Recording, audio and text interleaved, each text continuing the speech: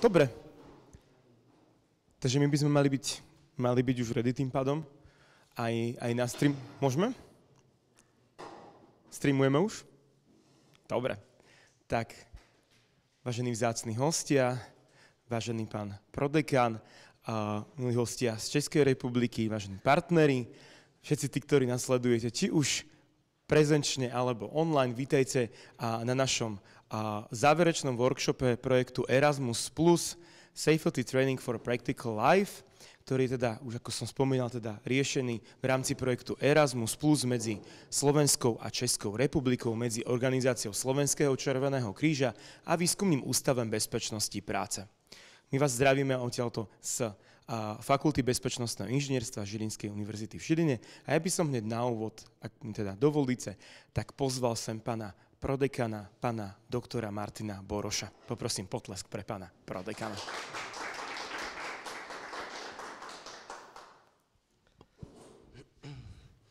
Ďakujem krásne za slovo, za privítanie.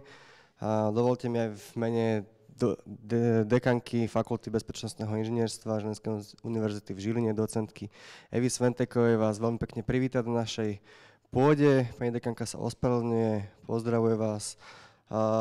Som veľmi rád, že ste si vybrali nás ako neutrálne pôsobisko pre zorganizovanie workshopu na tak zaujímavú a praktickú tému, akou je samotný Erasmus Plus projekt, a pevne verím, že nadobudnuté jednak výstupy projektu a možno aj diskusia, ktorá dnes v rámci dnešného stretnutia vznikne a bude tvorená, tak bude k prospešnému posúvaniu sa danej problematiky, teda ochrane života.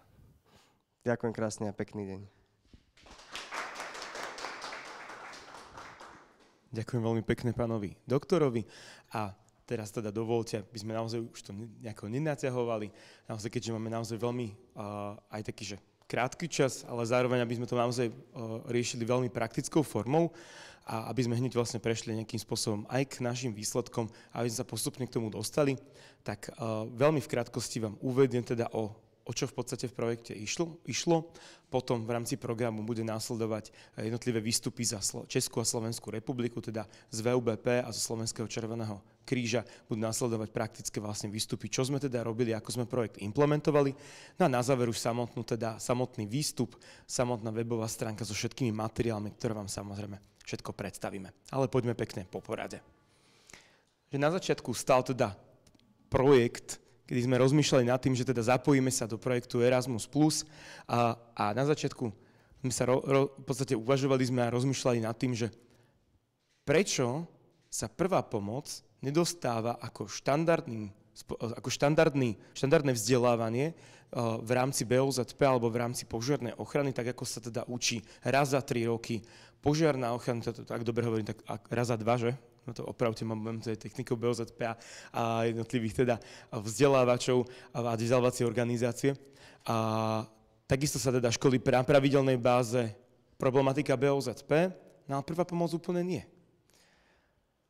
Legislatíva nehovorí o tom, že by sa prvá pomoc mala školiť pravidelne pre všetkých, ale rozpráva o tom, že len vybraní zamestnanci alebo vybraní zástupcovia zamestnancov by mali byť preškolení v problematike prvej pomoci a následne títo zamestnanci sú vedení ako poskytovatelia prvej pomoci na pracovisku. No lenže čo keď zrovna práve ten zamestnanec, ktorý je vyškolený, v čase, keď sa reálne udeje nejaká udalosť, na pracovisku nie je, lebo je PN napríklad, alebo není jeho smena. Tým pádom sa prvá pomoc nedostáva ku všetkým a prvá pomoc keby nie je vzdelávaná na štandardnej úrovni. Áno, najjednoduchšie by bolo zmeniť zákon. Určite s tým súhlasím, avšak toto asi také jednoduché není a na tejto neutrálnej pôde Fakulty bezpečnostného inžinierstva toto asi nevyriešime. Zamýšľali sme sa nad tým, že veľmi často technici BOZP vzdelávajú prvú pomoc, lebo aj rovnako tak to majú, rovnako tak mi to aj práve vzdelávacia organizácia určite odsúhlasí, že áno, je tam teda aj prvá pomoc nejakým spôsobom aj vzdelávaná a nejakým spôsobom by ju mali aj technici BOZP minimálne oboznámením ústne spomenúť, že ako sa poskytuje.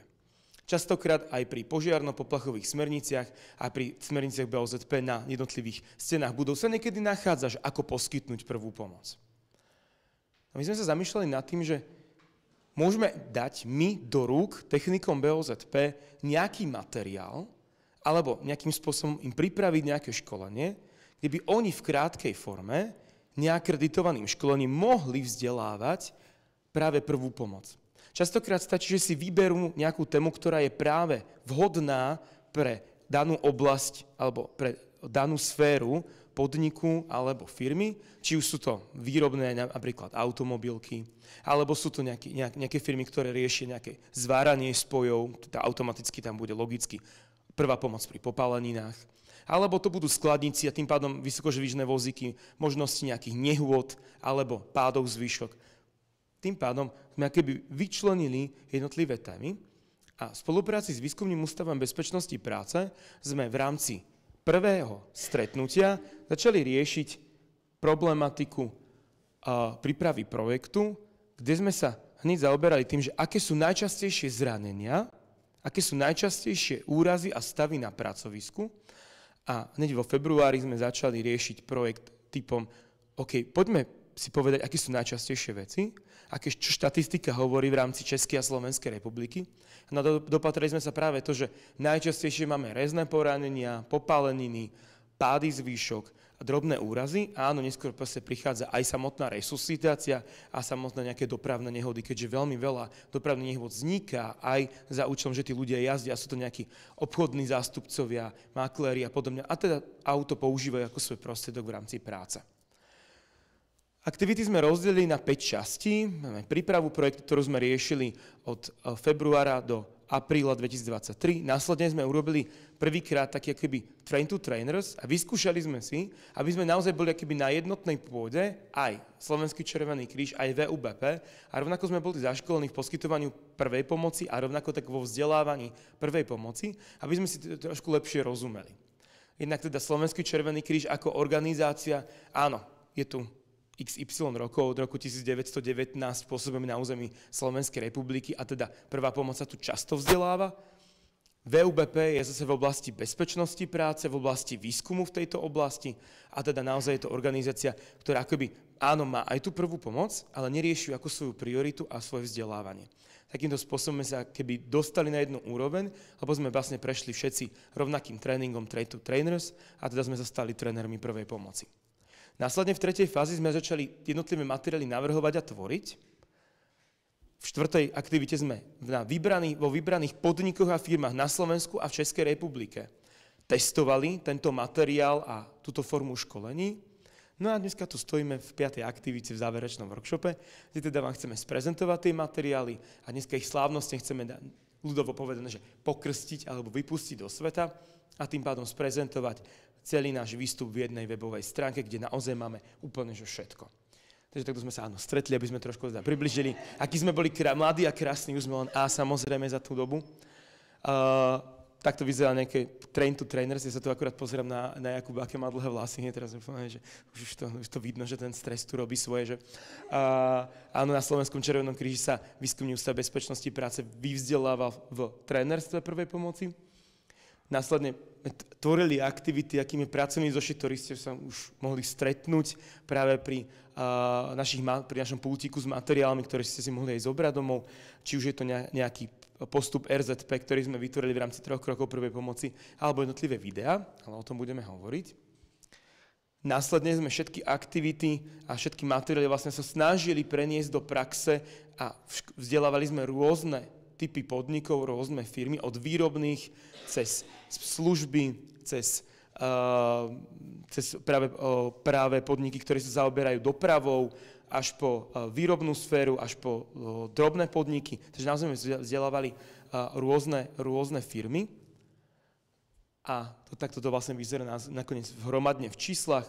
Máme vzdelávaných 8 školiteľov, 4 zo Slovenska, 4 z Čiech, 2 koordinátorov. Za Slovenskú republiku som to ja, za Českú republiku doktorka Cidlinová a v rámci aktivít bolo vlastne 17 podnikov, ktorí sme teda reálne boli, kde sme vyzdali 249 zamestnancov novou metódou použitím jednotlivých materiálov, ktoré potom následne dneska budeme odovzdávať teda do rúk v podstate všetkým. Či technikom BOZP, či technikom požiarnej ochrany, či učiteľom, či v podnikoch nejakým preventívarom, komukoľvek, kto chce využívať materiály z prvej pomoci. No a vlastne takto vyzerali všetky naše výstupy aj graficky, že čo sme všetko vlastne urobili a s tým, že postupne vám aj slovenská, aj česká strana bude teda prezentovať svoju časť, že ako sa teda implementovalo toto reálne do praxe a jednak sa aj v krátkosti predstavia, či už teda Výskumný ústav bezpečnosti práce alebo Slovenský červený kríž. No a na záver vám vlastne všetko predstavíme, či naše roll-upy, či našu sériu podcastov, ktorú sme vytvorili, či sériu videí v slovenčine a češtine, či stránku zachrankolegu.eu, pracovný zošit, či jednotlivé plagáty pre firmy. Naozaj, aby všetko bolo v praxi, aby sa to všetko mohlo dostať reálne do podnikov a ide nám o jedno podstatné, aby ľudia dokázali zachrániť ľudský život všade. A ja teraz pozývam práve moju kolegyňu Jiřinku, ktorá ide teda prezentovať, dokonca pokiaľ viem, tak aj s druhou kolegyňou, idete teda obe, hej? Tak ja vás poprosím jeden potlesk pre moje kolegyne z Výskumného ústavu bezpečnosti práce. Ja vás teda vítam na pódiu a odovzdávam teda mikrofón a zapojím prezentáciu. Ak budem môcť a budem hodný, tak budem preklikávať, dobre? Ja idete, dobre? No výborné. Super, tak já vás aj poprosím, že by ste sa aj predstavili našim kolegovcom. Tak, dobrý den.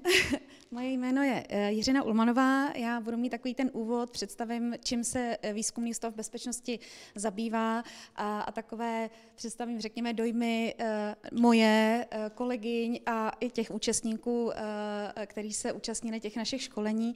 A moje kolegyně Jana Ranglová se pak bude konkrétně věnovat těm realizovaným školením, takže budem stručná. Takže Výzkumný ústav bezpečnosti práce je veřejnou výzkumnou institucí, kterou zřizuje Ministerstvo práce a sociálních věcí. Teďka je náš osud trošku nahnutý, tak nám držte palce, ale nevím, vypadá to, že se budeme asi slučovat s druhým výzkumným ústavem. A jinak založený jsme byli v roce 1954, takže letos slavíme 70. výročí. Co se týče bezpečnosti a ochrany zdraví při práci, tak se dá říct, že jsme jedinou výzkumnou institucí v Čechách, která se touhle problematikou zabývá, a to nejenom bezpečností a ochranou zdraví při práci, ale komplexní prevencí rizik na pracovištích, a protože BOZP vnímám a je to multidisciplinární obor a vlastně má dosah do celé řady dalších oborů, tak se vlastně zabýváme i oblastmi, které jsou tak jako na hranici nebo mají nějakým způsobem dopad na to, co se v rámci BOZP na pracovištích řeší.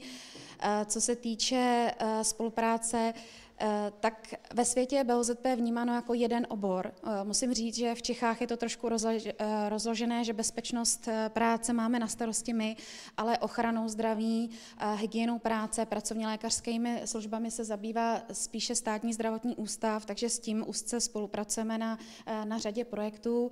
Pak je to hlavně Vysoká škola baňská v Ostravě a samozřejmě Žilinská univerzita. Ty činnosti výzkumného ústavu se dají rozdělit, řekněme, do 3 oblastí, protože jsme veřejnou výzkumnou institucí, tak samozřejmě majoritní část té činnosti je zaměřená na výzkum. Pak máme takzvanou další činnost a jinou činnost. V rámci toho výzkumu vlastně řešíme celou řadu výzkumných projektů, nejvíce z takzvané institucionální podpory, která vlastně představuje takovou spolupráci mezi rezortem a námi. Většinou si rezort definuje, které oblasti by v rámci té své činnosti chtěl výzkumně pokrýt víceméně, anebo my přicházíme s nějakými výzkumnými nápady, které korespondují s tím, jak se ten obor vyvíjí a jaké trendy obecně ve světě, které pak mají dopad na pracovní podmínky a pracovní prostředí, tak to se snažíme monitorovat taky. Takže ta škála těch témat je opravdu široká, takže tady jich je pár úplně stručně, třeba je to ergonomie a muskuloskeletální onemocnění. Jsou to obecně pracovní podmínky, jak dopadá třeba stárnutí populace na pracovní podmínky, že na všechny tyhle trendy je potřeba reagovat. Kvalita pracovního života se u nás řeší už dlouho, je to takový kontinuální projekt, který monitoruje to, jak se čeští pracující mají, víceméně. Jsou to nanotechnologie, je to cirkulární ekonomika, zelená ekonomika, dneska se o tom hodně mluví, zelená pracovní místa. Všechny tyhle věci mají taková specifická rizika, které se pak promítají do toho, jak by podniky měly zabezpečit právě zdraví svých zaměstnanců. Můžeme dál. A pak děláme ještě takzvanou další činnost a jinou činnost. Já začnu od té jiné činnosti, to jsou vlastně komerční zakázky.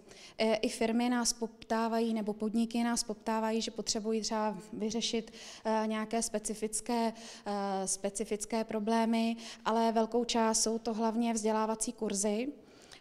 Takže u nás vzděláváme osoby odborně způsobilé v prevenci rizik, koordinátory BOZP, techniky požární ochrany a pak tam máme akreditovaný program manažer BOZP, který víceméně se tak učí řídit BOZP v podniku a integrovat ho vůbec do podnikové kultury v rámci toho svého působení.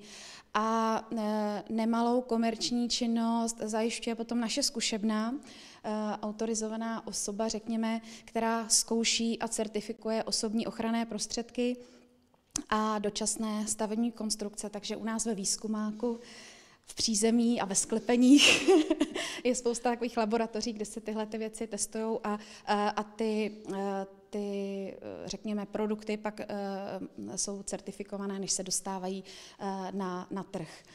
A další velkou činností je takzvaná další činnost, to je činnost, kterou zpracováváme vlastně pro potřeby ministerstva. Není to výzkum, ale jsou to věci, které, řekněme, podporují a rozšiřují povědomí o tom, co to je BOZP. Takže my v rámci té další činnosti rozvíjíme a vyvíjíme celou řadu informačních systémů a snažíme se tak dostat ty informace o BOZP širší veřejnosti, protože jako nejsme naivní a BOZP rozhodně je spíše jako marginální záležitostí, kterou by se jako někdo zajímal. Takže se snažíme dělat hlavně osvětu, propagaci, vzdělávání, účastníme se různých konferencí, veletrhů a propagujeme tam to, co děláme. Naší vlajkovou lodí, co se, řekněme, informací nebo sdílení informací týče oborový portál BOZP Info, který má jako hodně vysokou návštěvnost měsíční, více jak 30 tisíc, myslím, Vero, viď? Ještě víc. Víc. Provozujeme jako jedinečnou odbornou knihovnu, kterou vedu já, takže v tomhle jsme jako hodně jedineční. Jo, myslím si, že nikde jinde v republice tohle není. Potom to nevadí ještě.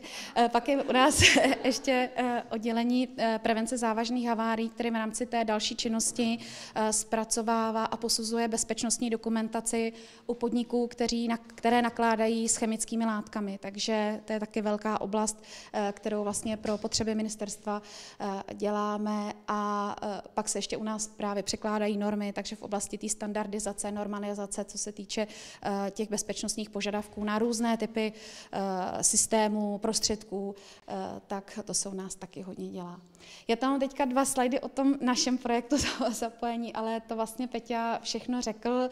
Já musím říct, že třeba moje motivace byla to naučit se první pomoc, protože jsem máma. Takže si myslím, že přestože je ten projekt zaměřený na to, aby jsme dostali poznatky a dovednosti k poskytování první pomoci, hlavně na pracoviště, tak já jsem to hodně vnímala jako osobní přínos a musím říct, mě to hrozně bavilo. To školení týdenní bylo jako skvělý a kolegové jsou skvělí, takže neoddychli jsme si, ale zároveň jako přesto, že to bylo taková fakt nalejvárna, tak mě to hodně bavilo a myslím, že i holky, že to bylo jakoby fajn. Takže asi můžeme, to je taky harmo, tak to Peťa taky říkal, takže asi k těm vlastním dojmům, myslím.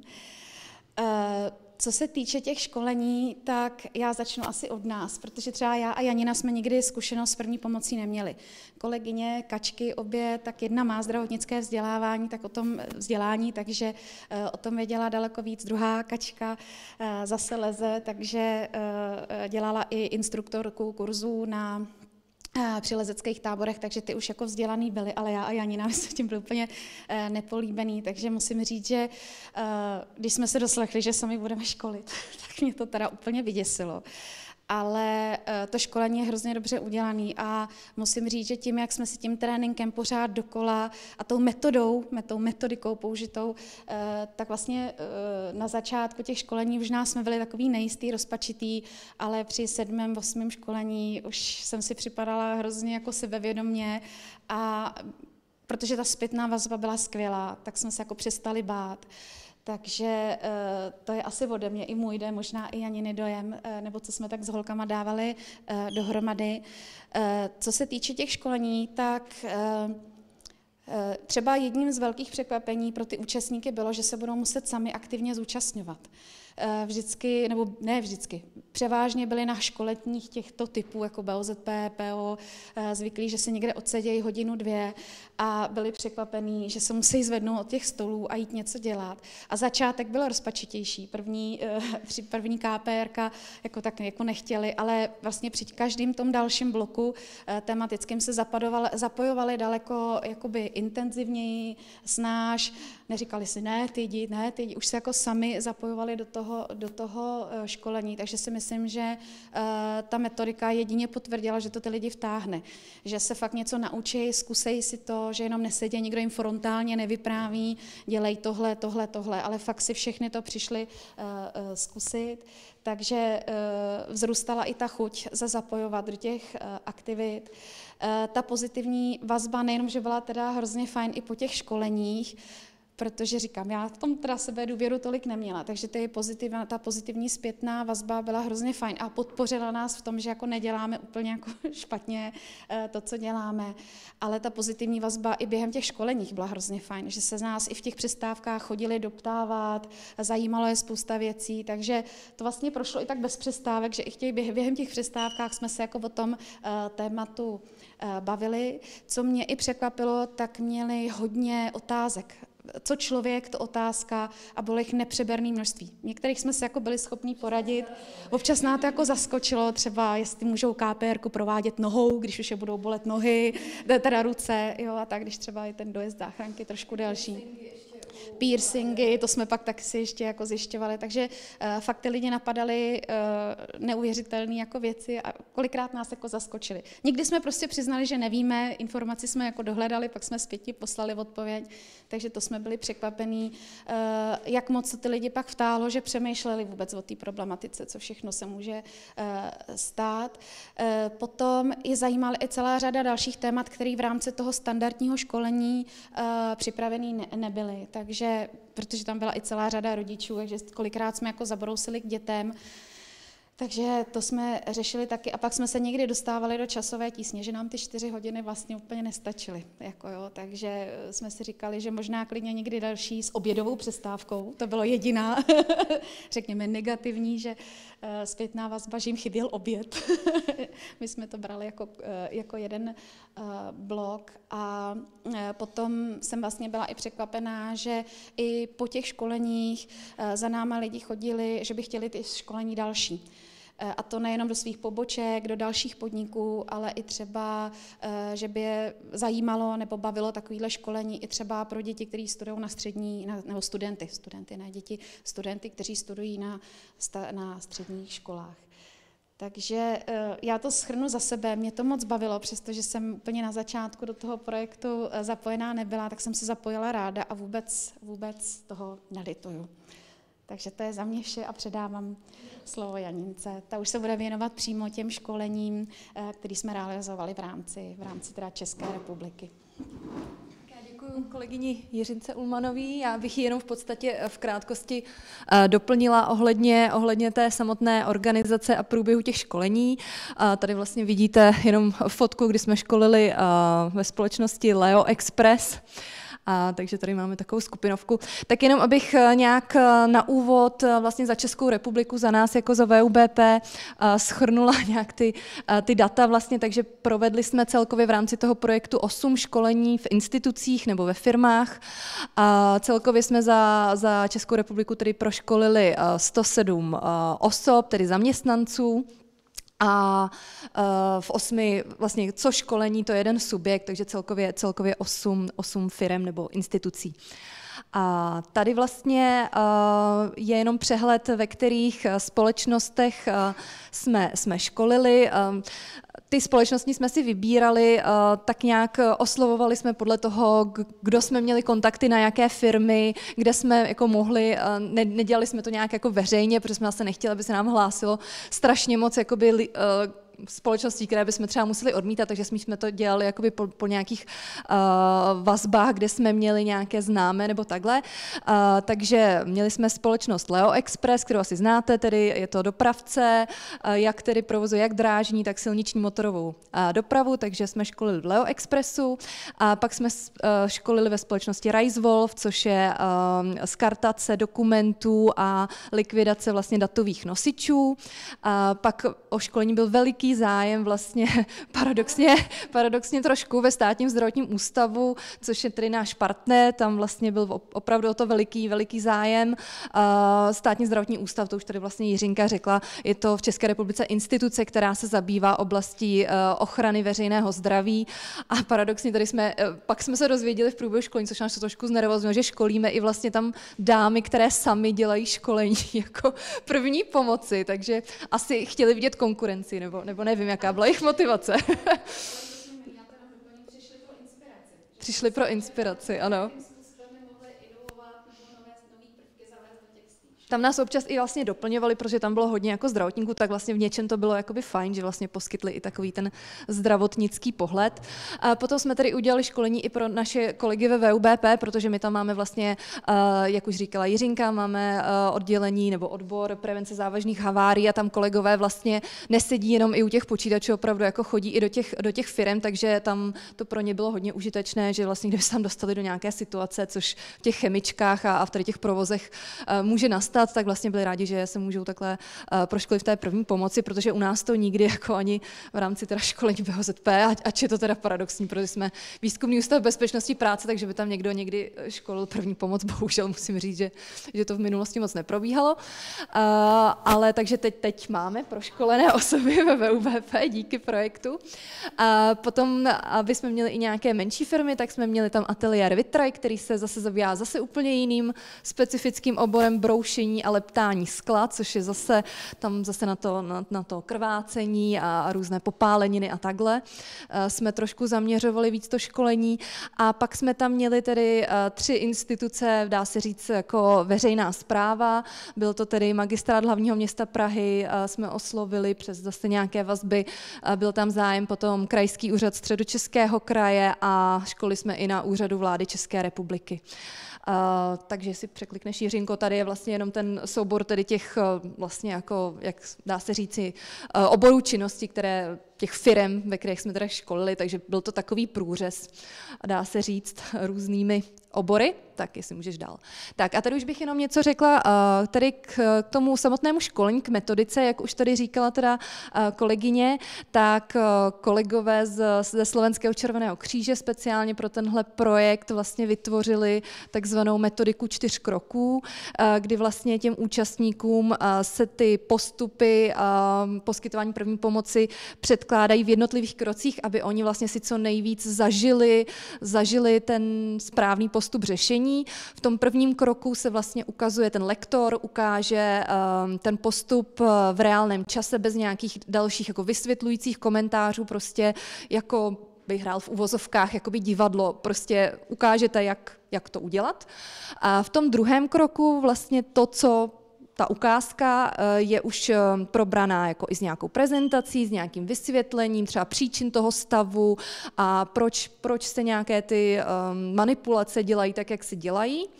A v tom třetím kroku ty účastníci vlastně nás jako lektory navigují, aby my jsme ten postup udělali. My tam hrajeme takové jako trouby, podstatě, kteří vůbec nevědí a ti účastníci už jakoby navigují, takže to je další vlastně krok, ve kterém si jakoby zažijí ten postup a v tom posledním kroku čtvrtém tam vlastně zvedneme ty účastníky ze židlí a jdou si to sami vyzkoušet. Tak vlastně to koncipováno tak, aby vlastně každý ten účastník si mohl ten postup sám vyzkoušet, aby všichni prostě si vyzkoušeli KPR-ku, všichni nějakým způsobem si vyzkoušeli všechny ty další kroky. To tady nemám v prezentaci, ale jenom řeknu, že jsme ta školení i kolegové to tak vlastně koncipovali, aby bylo maximálně 20 účastníků. U nás vlastně z té praxe si myslím, že těch 20 je až moc možná, že ideální bylo tak do těch 15, protože jak už tam máte, záleží taky prostě, jaký jsme měli prostor k dispozici. Když byla menší místnost, tak třeba ty 2 skupinky, protože jsme se pak na ty ukázky rozdělovali na 2 skupinky, tak se tam ty skupinky trošku překřikovaly, takže za nás těch 20 je možná až moc, těch 15 bylo tak ideální. Ta časová dotace toho školení je to koncipováno vlastně na 4 hodiny a tedy kolegové to koncipovali tak, že by měli vždycky školit 2 lektoři, ale my jsme nakonec tím, že jsme ani nebyli třeba tak zkušení ze začátku, tak jsme vlastně ze začátku školili všichni a bylo to takové jako pohodlnější, že jsme se vlastně mohli i doplňovat a rozdělit si pak ty skupinky na ty ukázky. Vždycky 2 lektoři se starali o tu jednu skupinku, takže za nás jsme školili ve 3 až ve 4, ale asi kolegové ze Slovenska si myslím, že tam školili třeba jenom ve 2, že to zvládali. A tady jenom ještě jsou ty tematické okruhy, vlastně čeho se ten safety training týkal, takže jako v prvním bloku jsme měli takový úvod do první pomoci, ohledně volání na záchrannou zdravotnickou službu a tak dále, prostě takové ty základní věci, co říct při komunikaci s operátorem a tak dále. V tom druhém bloku jsme se pak věnovali tedy kardiopulmonální resuscitaci, kdy to už byly tedy i s ukázkou na paně nebo na figuríně, jak to říct. A v dalším bloku jsme vlastně zase měli kardiopulmonální resuscitaci, ale s použitím tedy automatizovaného externího defibrilátoru, který jsme měli tedy ve vybavení vlastně takový ten tréninkový, takže to jsme měli všechno tady to vybavení, jak 2 figuríny, tak vlastně 2 automatizované externí defibrilátory jsme měli k dispozici a veškeré tady to vybavení. Dále jsme tedy učili první pomoc při bezvědomí, tedy jak uložit vlastně osobu do zotovovací polohy. Dále byl velký blok zástava krvácení, tam jsme se vlastně věnovali, jak tedy vlastně použití tlakového obvazu, použití turniketu, tedy škrtidla, dále potom i oblíbená tamponáda s našimi oblíbenými modely umělého stehna, to ne úplně, teda to tam budu mít pak fotečky, doufám, že se nikomu to nedělá špatně z krve, jsem si pak říkala, jsem tam měla dát nějaké varování, jako, přesně, tak doufám, že se nikomu nedělá špatně z pohledu na krev. A potom už takové ty závěrečné bloky, to už jsme probíhaly jako trošku rychleji, tam už to většinou ty účastníci neskoušeli, to už jsme si třeba ukázali první pomoc při popáleninách, první pomoc při zlomeninách a poslední blok je vlastně postup první pomoci při autonehodě. My jsme pak vlastně i ty okruhy, věnovali jsme se jim podle toho, i jaký byl zájem ze strany těch účastníků, na některých těch kurzech třeba neměli tolik zájem pak už si zkoušet tu zotovovací polohu při bezvědomí, někdo měl pak i zájem si vyzkoušet třeba i postup, mám tam i pak fotku, postup vyproštění osoby při autonehodě z auta, takže my jsme to přizpůsobovali prostě podle zájmu. Taky si můžeme dál. Tak, tady mám takovou krátkou fotodokumentaci ze školení. Na prvních 2 fotkách je vlastně vidět, jak se účastníci školí právě v KPR, tedy v kardiopulmonální resuscitaci, a tamhle úplně na kraji jsou už ty zmíněná tamponáda a tedy vyplnění rány na umělých tedy stehnech. To ne teda úplně všichni, některým účastníkům, někteří to nechtěli prostě, takže to si vyzkoušeli jenom někteří, kdo měl zájem. Tady dále máme tam tady i nějaký, tam tady kolegyně Jiřinka má právě ten úvod, ale jinak musím říct, že většinou ty účastníci byli prostě v pohybu, právě z toho byli hrozně jako překvapení, že tam nebudou jako sedět, že něco budou dělat. Tady vlastně máme použití škrtidla na tom prostředním obrázku, tamhle, já teďka nevím, jestli to vpravo nebo vlevo z mýho pohledu, Je to právě ten postup vyproštění osoby při autonehodě, jsme tam zkoušeli a na posledním obrázku vidíte, jak účastníci trénují vlastně použití tlakových obvazů při zástavě krvácení. Takže to je taková dokumentace. A teď jenom ještě na závěr bych vlastně řekla něco k té zpětné vazbě účastníků. Kolegyně už tady o tom mluvila, ale v podstatě měli jsme takové 2 zpětné vazby. Za prvé to byl takzvaný komparativní test, takový jakoby vědomostní, dá se říct, o první pomoci. My jsme vlastně ten test jim dávali ještě než vlastně začalo samotné školení, tak měli jsme tam prostě QR kód a oni automaticky online se dostali tedy na online formulář, vyplnili si test, odeslali a potom ten druhý test vlastně dostávali po skončení toho školení, nám vyplňovali, takže my jsme pak vlastně mohli porovnat, jestli se nějakým způsobem zlepšila ta úroveň jejich vědomostí, to tam pak budu mít dál, ale v podstatě ten test byl tak nějak koncipován, aby to pokrylo všechny ty základní bloky, vždycky nějaká otázka z každého toho bloku, takový ty základní informace o poskytování první pomoci. Tak, jestli můžeš dál, Jiřinko. Tak, tady jenom něco právě k těm výsledkům. My jsme to pak porovnávali, to první a druhé kolo teda testování. V tom prvním kole 3 otázky, kde byly úplně nejhorší výsledky, tak to byla otázka týkající se použití automatizovaného externího defibrilátoru. Tam bylo vidět i vlastně na tom školení, že ty lidi se s tím setkali jako, já v podstatě taky, když jsme jako šli na to školení, já jsem se tam s tím v životě, věděla jsem, že to existuje, ale v životě jsem se s tím nesetkala, takže taky jsem vlastně jakoby, bych to nevěděla jako při prvním, jaké ty pokyny, nebo jak to tam je, takže tam byly výsledky správné v tom prvním kole kolem 30% a v tom druhém kole už jsme se dostali skoro až na 80%, takže očividně to něco to naše vyprávění jako zanechalo v tom. A pak druhá otázka, která v tom prvním kole nedopadla úplně dobře, nebo nebyly tam tolik správných odpovědí, bylo právě kolik vteřin nejdéle kontrolujeme přítomnost dýchání u osoby v bezvědomí. S tím tedy měli účastníci problém i během těch ukázek, že vlastně jako kontrolovali strašně krátce, většinou třeba jenom pár sekund to jako kontrolovali dech, takže vlastně tam se ani v tom druhém kole, jako byl tam nějaký posun, ale to byla otázka, která jim jako dělala trošku jakoby problémy. A ta poslední, jakým způsobem fixujeme páteř při podezřením na její poškození, tak tam se pak to dostalo, ta správná odpověď v tom druhém kole, tam ta odpověď správná se zafixovala víc účastníkům, ale v podstatě u všech těch 10 otázek toho komparativního testu došlo ke zlepšení. Jedna otázka nebo 2 otázky tam měly pak v tom druhém kole až 100%, takže pro nás to bylo takové potvrzení, že jsme tam jenom tak jako přesně, že ty lidi za první nás poslouchali a něco si odnesli minimálně hned po tom školení. Samozřejmě pak je otázka, jak dlouho jim tam ty informace zůstanou, ale troufám si tvrdí, že tím, že si mohli vyzkoušet ten postup, tak že vlastně se jim to jako zafixovalo víc. Tak a můžeš když tak dál.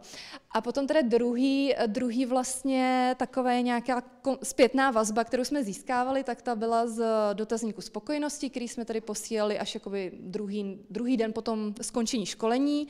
Byl tedy, všechny jsme ubezpečili, a opravdu to tak bylo, že ten dotazník spokojenosti byl anonymizovaný, to znamená, a samozřejmě oni neměli povinnost, nebo neměli jsme na ně žádnou páku nám ho vyplnit, to znamená, opravdu věnovali nějaké ty 2 minuty nebo 3 minuty svého času, aby nám to jakoby vyplnili.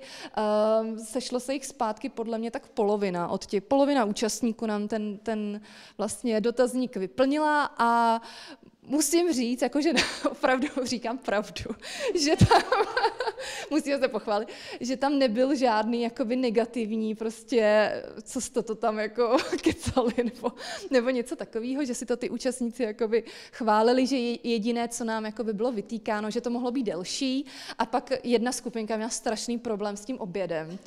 To jako prostě to už během toho školení nám říkala, jak to, že není ten oběd a my jsme začínali vždycky v 9, takže jako do 1.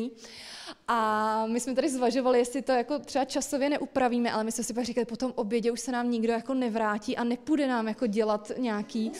No, prostě museli, ale je teda fakt, že my jsme se snažili a vždycky buď po dohodě s tím subjektem mít tam pro ty lidi prostě nějaký občerstvení, protože faktem je, že 4 hodiny jsou hodně, že to třeba některé ty ukázky, je to prostě KPR, je to fyzicky náročný to dělat, takže to bych jako doporučovala na veškerý tady ty školení, když je tam ta fyzická aktivita, tam to občerstvení mít, ale očividně prostě i tak ten oběd chyběl, takže tak když tak si můžeš dál.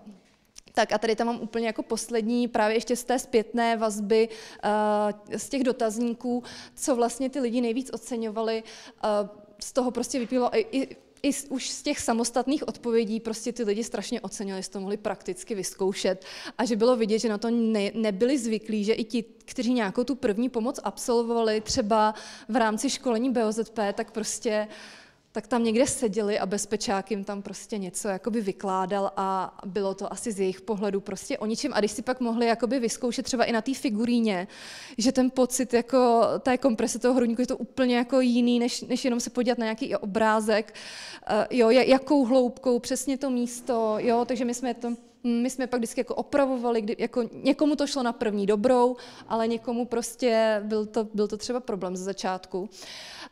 Pak další tedy věci, co se objevovaly, byla třeba zástava krvácení, taky lidi oceňovali, případně ještě tedy KPR s automatizovaným externím defibrilátorem. A když jsme se ptali vlastně, co by třeba ještě jakoby doplnili, tak buď se tam objevovala právě do toho školení, co by ještě doplnili třeba za téma, tak buď se tam objevovala hodně právě ta první pomoc u dětí. Tam bylo prostě vidět, že to ty lidi hodně, jakoby, zvlášť teda ženy, že je to hodně jako zajímá a my jsme tam tady neměli v tom 4hodinovém školení není vlastně oblast dušení, to jsme tam neměli, tak to vlastně i v souvislosti s těmi dětmi oni uváděli, že to by jako ocenili ještě jako doplnit do toho školení. Pak se tam ještě objevovali třeba jakoby více času věnovat těm dopravním nehodám, případně úrazy elektřinou, nebezpečné chemické látky, tam se to asi odvíjelo od toho, s čím oni se setkávají v tom provozu. Ale vlastně tady to krátké školení jakoby bylo koncipováno takhle, ale možná to dušení tam ještě mohl nějaký krátký blok být třeba do budoucna, že to už by třeba nezabralo tolik času. Ale... Tak. A tady ještě fotka, která teda už tady byla, ale tak protože jsme tam tak krásní, tak ještě jednou. Takže to je celý náš teda tým, nebo někdo tam možná chybí, ale to je základní tým, tedy Erasmus plus Safety Training for Practical Life. Takže já vám moc děkuji za pozornost a předávám tady slovo náčelníkovi.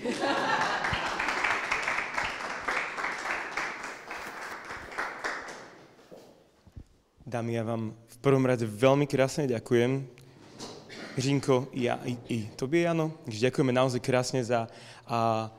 myslím si, že naozaj obsiahlu a vyčerpávajúcu prezentáciu, pretože naozaj ste zhrnuli úplne všetko. A myslím si, že aj vzácni hostia, či už tu fyzicky alebo online, získali takú veľkú predstavu o tom, že naozaj čo sa v podstate dialo pri tej praktickej časti, pri tom našej 4. časti v rámci projektu Erasmus+, pri tej implementácii, čo všetko ste v podstate školili, akým spôsobom. A už takisto tu zaznelo, že áno, išlo o 4-hodinové školenie, ktoré bolo vo viacerých firmách, konkrétne teda vo 8. Naozaj minimálne pre tých, ktorí keď si pozreli loga, tak naozaj neboli to nejaké také pofiderné firmy, ale práve naopak, myslím si, že naozaj veľmi zvučné mená.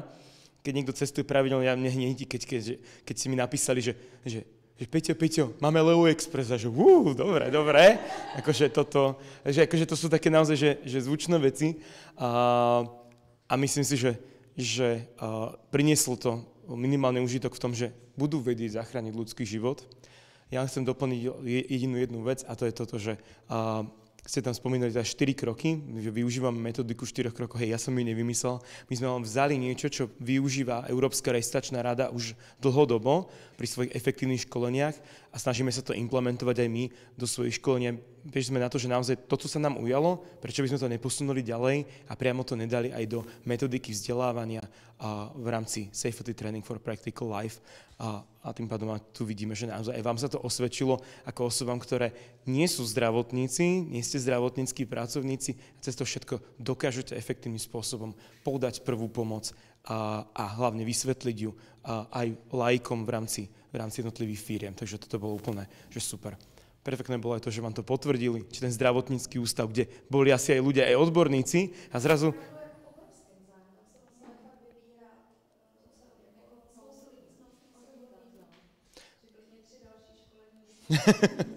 Takže to je úplne v tom super, že tí ľudia potom chcú, že naozaj bažia potom, majú to záujem a hlavne to, že to bolo praktické. To je to najdôležitejšie.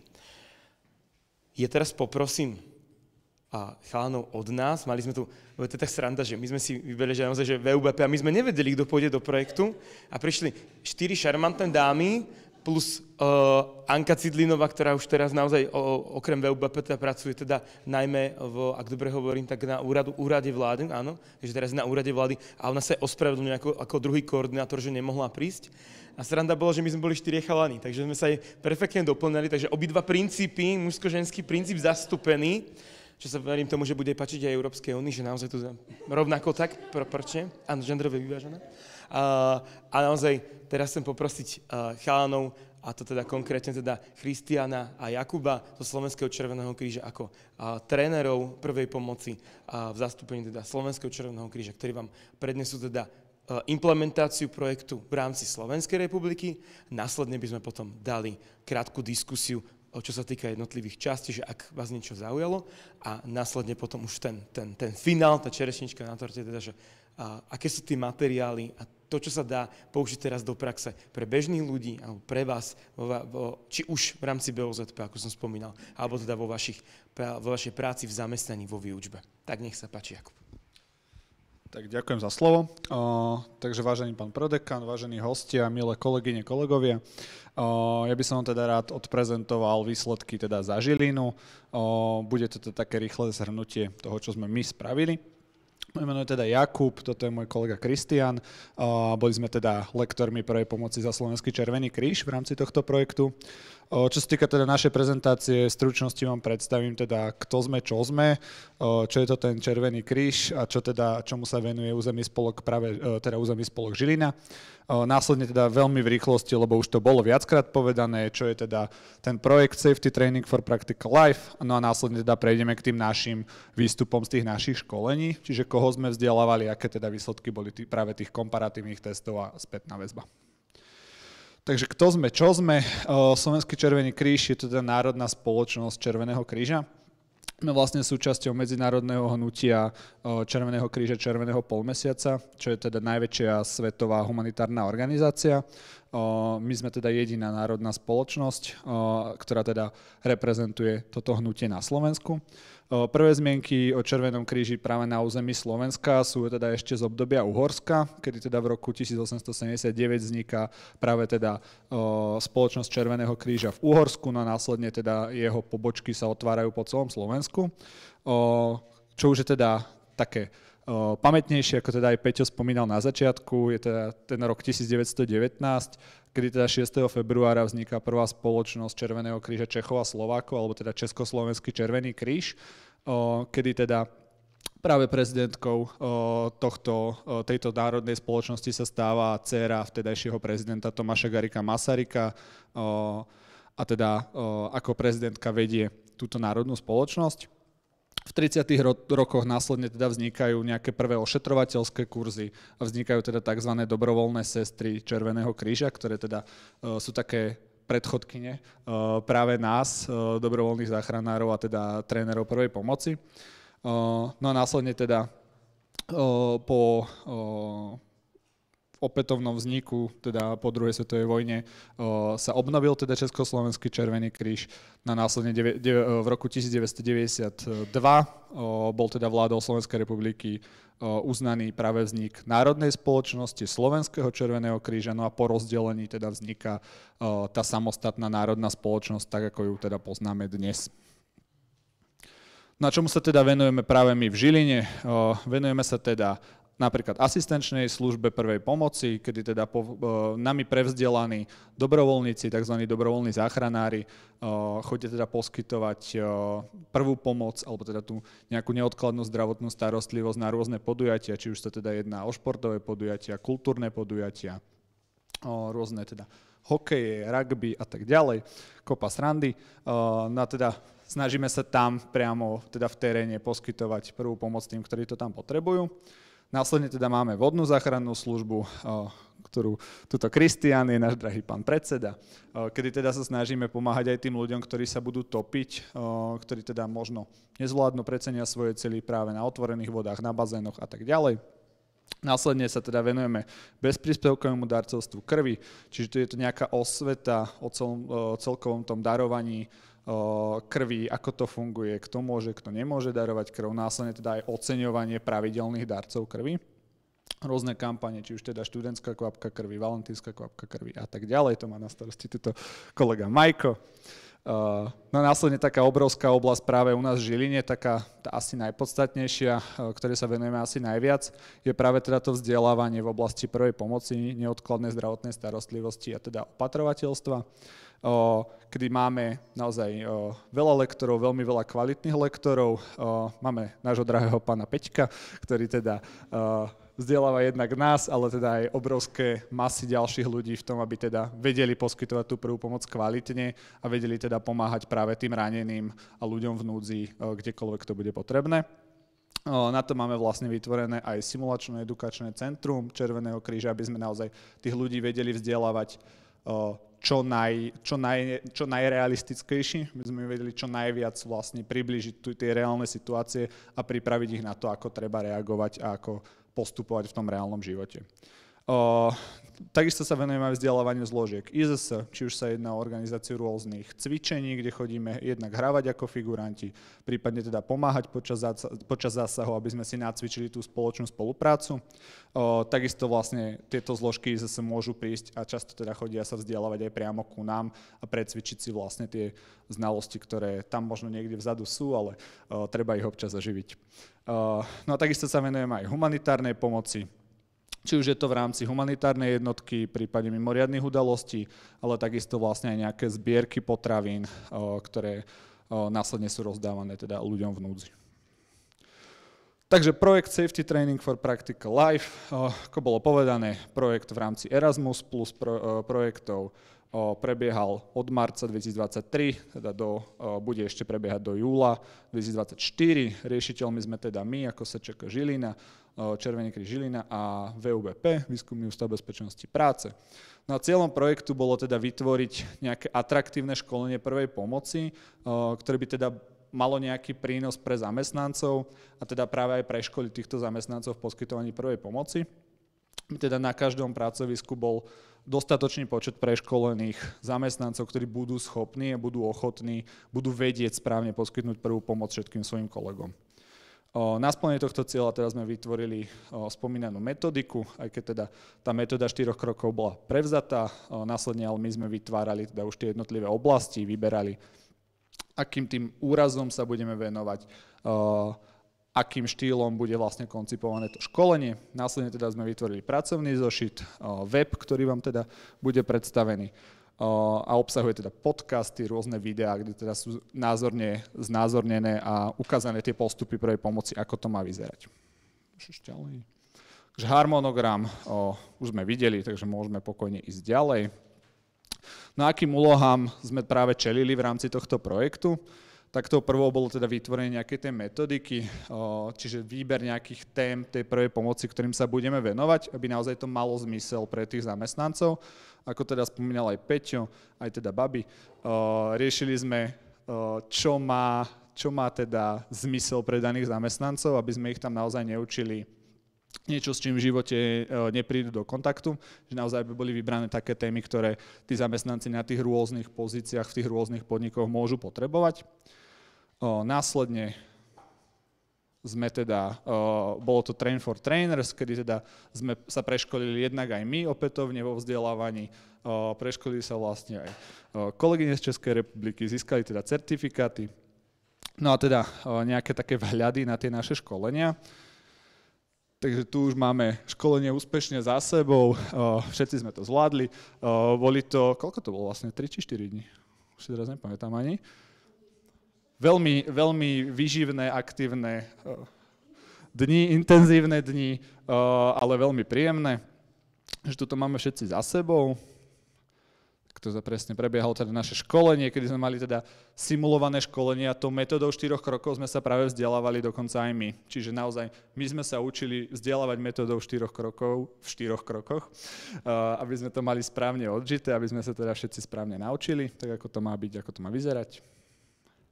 Následne teda prišla tá práca a teda tá samotná tvorba tých materiálov, kedy teda sme točili videá, ktoré teda vám budú následne predstavené. Točenie takisto podcastov, čo sme teda boli opäť na návšteve v Prahe. Bolo to opäť veľmi zaujímavé. Ktorí poznáte nášho pána predsedu, tak viete, že šoková terapia u neho naozaj funguje a niektorí sme zistili až vo vlaku tam, že niečo ideme točiť. Takže bola to sranda. Následne sme teda vytvorili pracovné zošity a plagáty, ktoré teda v rámci tých školení a teda aj v rámci teraz konferencie sú rozdávané, môžete si ich kedykoľvek zobrať. Tuto môžete vidieť teda zákulisie, behind the scenes z točenia teda videí. Môžeš asi ďalej. Tu konkrétne teda máme aj spolupráci s našim kameramanom. Teda boli natočené veľmi kvalitné videá práve teda s postupov poskytovania prvej pomoci. Ďalej. Na rôzne témy, čiže všetky tie témy, ktorým sme sa venovali, majú práve aj takéto video. Môžeš ďalej. No a tuto máme teda práve fotky z točenia tých našich slavných podcastov, práve teda na VUBP. Opäť teda veľmi zaujímavé 2 dni, kedy sme sa teda pobavili.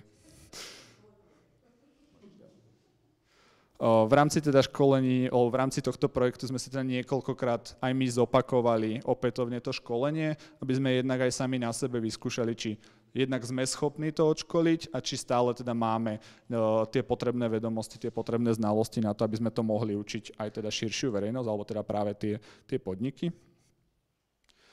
No a teda posledná fotočka práve teda z točenia tých podcastov. Následne teda prebehla tá praktická časť, čiže tie školenia. V rámci teda školení kolegyne z VUBP absolvovali teda 8 školení, ktoré vám teda už predstavili. My sme ich absolvovali teda až 9, keďže bol teda o to celkom veľký záujem, tak v niektorých podnikoch sme školili 2-krát, to si teda neskôr povieme.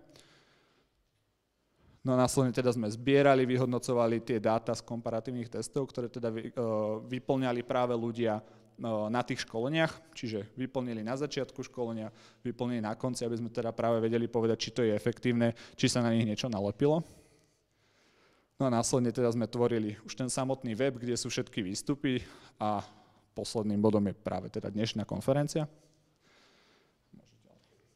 Takže naše školenia, koho sme školili, ako sme školili, tu môžete teda vidieť fotku práve zo školenia v DHZ-ke v Bytči.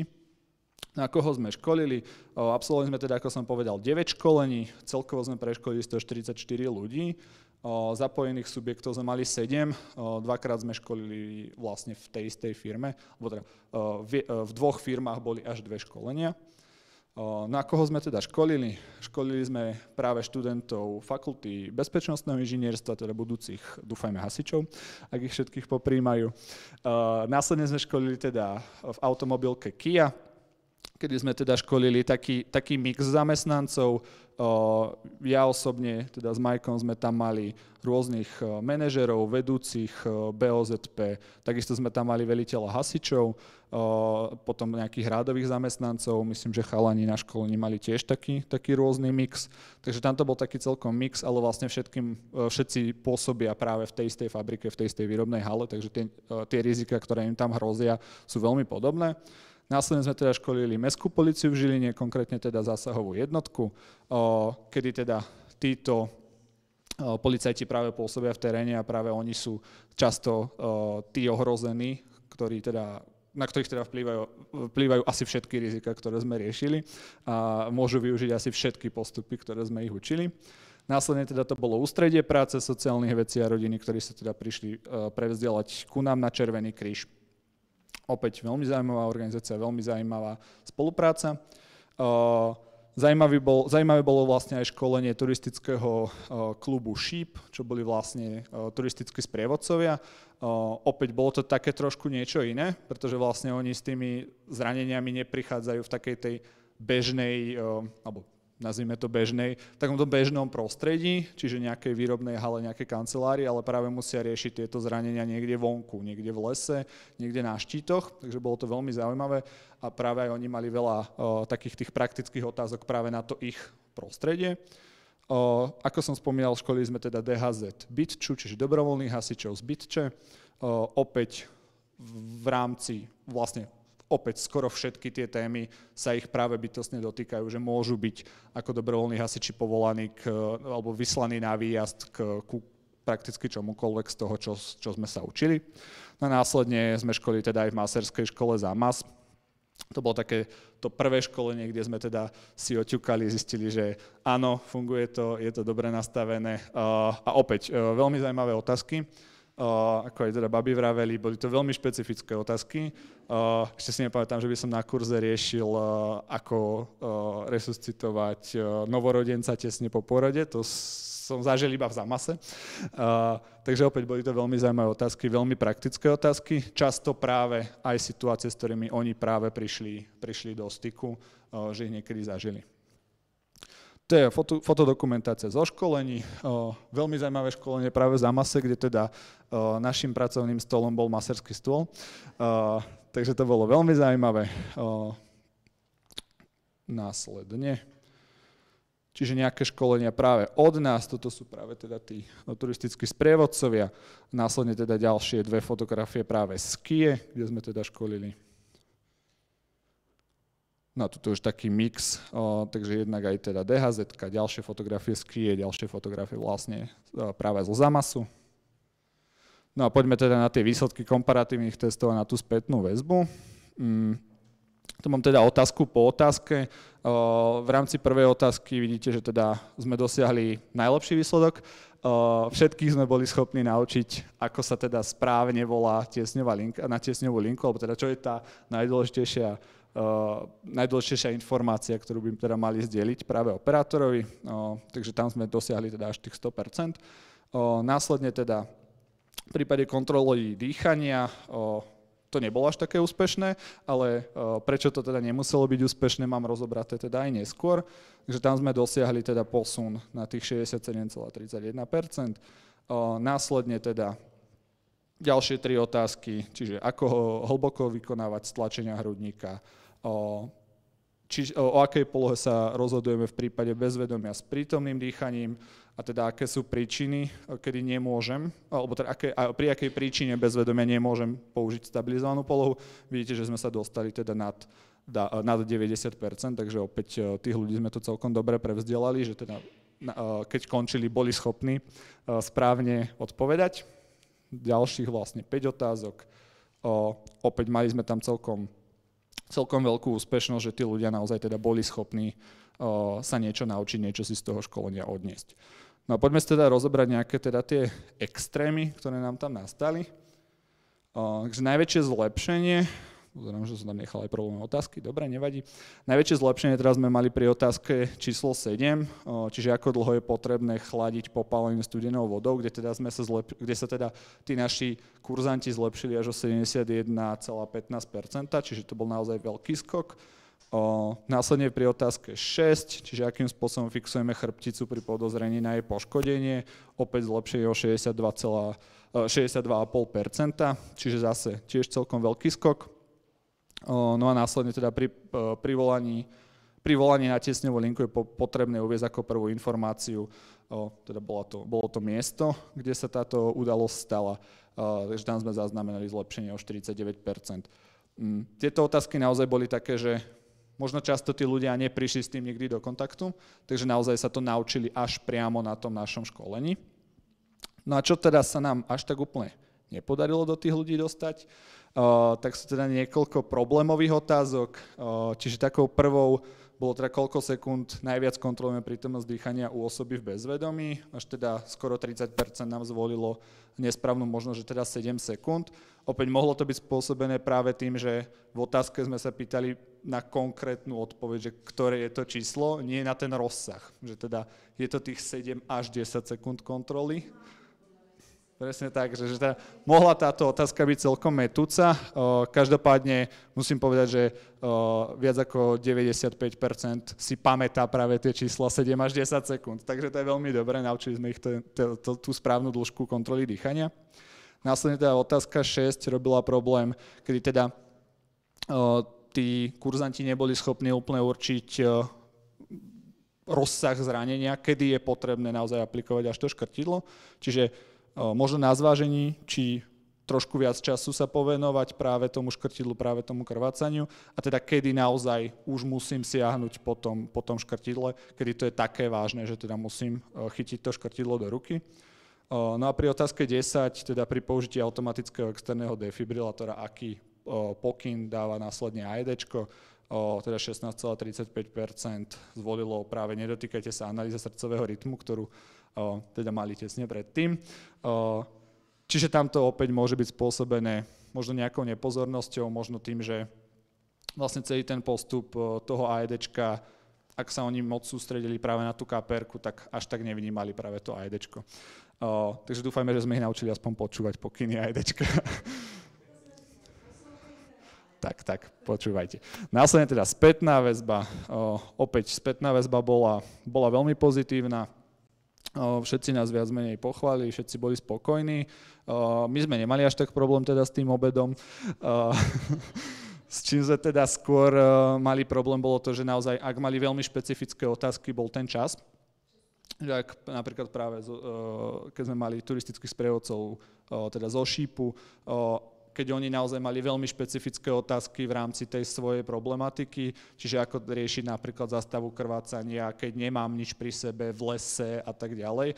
Takže naozaj, keď sme potrebovali rozoberať dopodrobna nejaké tie ich otázky, tak teda bol problém aj s tým časom.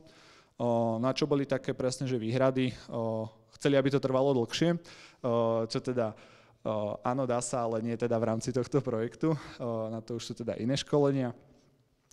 Opäť takisto viacerým tam chýbali práve deti, čo opäť by možno bolo námed na ďalší projekt, kedy teda sa práve môžeme sústrediť na tie stredné školy alebo práve na vzdelávacie inštitúcie, ktoré teda práve s tými deťmi prichádzajú do kontaktu, do styku, aby sme teda prevzdelali aj týchto ľudí, čiže nie úplne v rámci tohto projektu.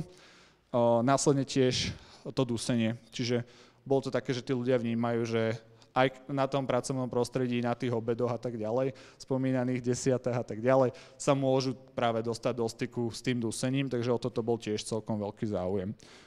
Každopádne opäť všetci si chválili ten praktický nácvik, môžete teda aj vidieť, niektorí práve vraveli, že nečakali od tohto školenia nič, čakali, že to bude ďalšie školenie, kedy teda príde niekto im na 3 hodiny, na 5 hodín niečo odprednášať, napíšu si nejaký testy, ktorým možno ten inštruktor aj tak nadiktuje a boli naozaj prekvapení, keď sme ich vyzvali, aby sa teda postavili, prišli k nám a začali si to skúšať. Následne ale všetci to hodnotili veľmi pozitívne. Takže do tretice všetko dobré, najlepšia fotka, neviem, či nie je jediná, kde sme všetci, takže sme ju tu mali všetci a ja vám teda ďakujem za pozornosť a predávam slovo.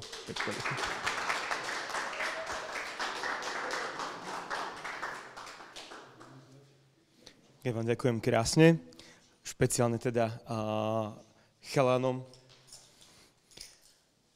z Slovenského Červeného kríža, mojim kolegom a dobrovoľníkom a koordinátorom, teda respektíve lektorom projektu Safety Training for Practical Life za Slovensku a republiku. Videli ste akoby rovnaké prezentácie, len v iných číslach, v iných, alebo respektíve s iným obsahom, pretože ste videli vlastne akoby slovenský a český pohľad na implementáciu projektu. Ak ste správne navnímali, tak naozaj my sme vytvorili 4-hodinové školenie prvej pomoci zamerané na praktický nácvik a na praktickú zručnosť. Prečo? Prvá pomoc je praktická disciplína. Nedá sa, samozrejme, že dajú sa robiť výskumy a teoretizovať o nej, avšak v reálnom svete ten dopad je práve to, že my potrebujeme niečo urobiť. Môžeme o tom koľkokoľvek rozprávať, ale keď tu niekto skolabuje na zemi, potrebujeme prakticky vedieť zistiť, či ten človek je alebo nie je pri vedomí, či dýcha, či nedýcha, zavolať tiesňovú linku správnym spôsobom, vedieť, čo povedať ako prvé, druhé, tretie a následne stláčať hrudník. Dlhodobo zisťujeme, že to, čo je povedané, nemusí byť pochopené. To, čo je ešte pochopené, nemusí byť uchopené tým daným človekom tak, aby to vedel reálne spraviť. A dokonca, keď to aj reálne ide vykonávať, nemusí to vykonať správne. To znamená, že v realite to, čo poviem, neznamená, že ten človek to bude vedieť urobiť prakticky. A práve toto sme sa snažili uchopiť formou nejakého workshopu a prichádzať s tým do firiem, aby tí ľudia prakticky riešili nejaké situácie, prakticky riešili nejaké aktivity, aby sme skutočne dokázali tým ľuďom ako keby dať niečo do rúk, čo potom budú vedieť zužitkovať. Nie len vo firme, ale ako bolo správne tu povedané, ľudia sa pýtali na deti, na dusenie sa, alebo to chceli preniesť aj do svojich domovov. A za to sme veľmi radi, pretože to bolo niečo, čo naozaj není len ako keby tak odflaknuté, že OK, no dobre, toto sa týka práce. Toto je možno ten rozdiel, že čím ešte môžeme do budúcnosti bojovať, tak a to je práve teda, či už tá protipožiarna ochrana, alebo teda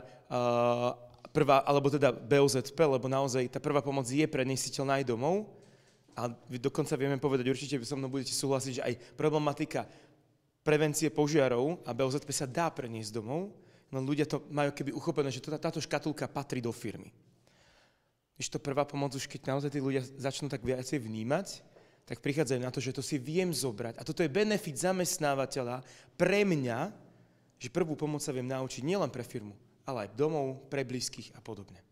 Štatistika z roku 2010 hovorí, že najviac úrazov, až 75%, sa stane práve v okolí našich blízkych. Pretože logicky, ja len dokonca 7,5, ak nerátam obednú pauzu, a 8 hodín trávim v práci, ale ten zvyšok z tých 24 hodín trávim pri svojich blízkych, doma a teda. Takže, a naozaj nevieme, koľko razy aj zo spánku sa niečo môže stať, hej? A tí ľudia si toho dokážu práve tú prvú pomoc zobrať so sebou. Ja by som sa teraz, ak dobre teda prečíta meno, lebo sme mali problém s češtinou, sme zistili, tak ja to musím zobrať, ale teda áno, Veroniku.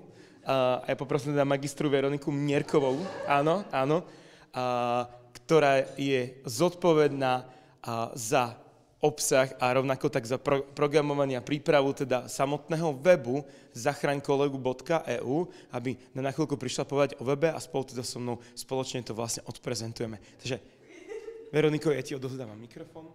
Děkuji za uvedení. Přeji všem hezké dopoledne, já vás určitě dlouho nezdržím, protože na to ani nejsem jako tak nějak úplně ten typ.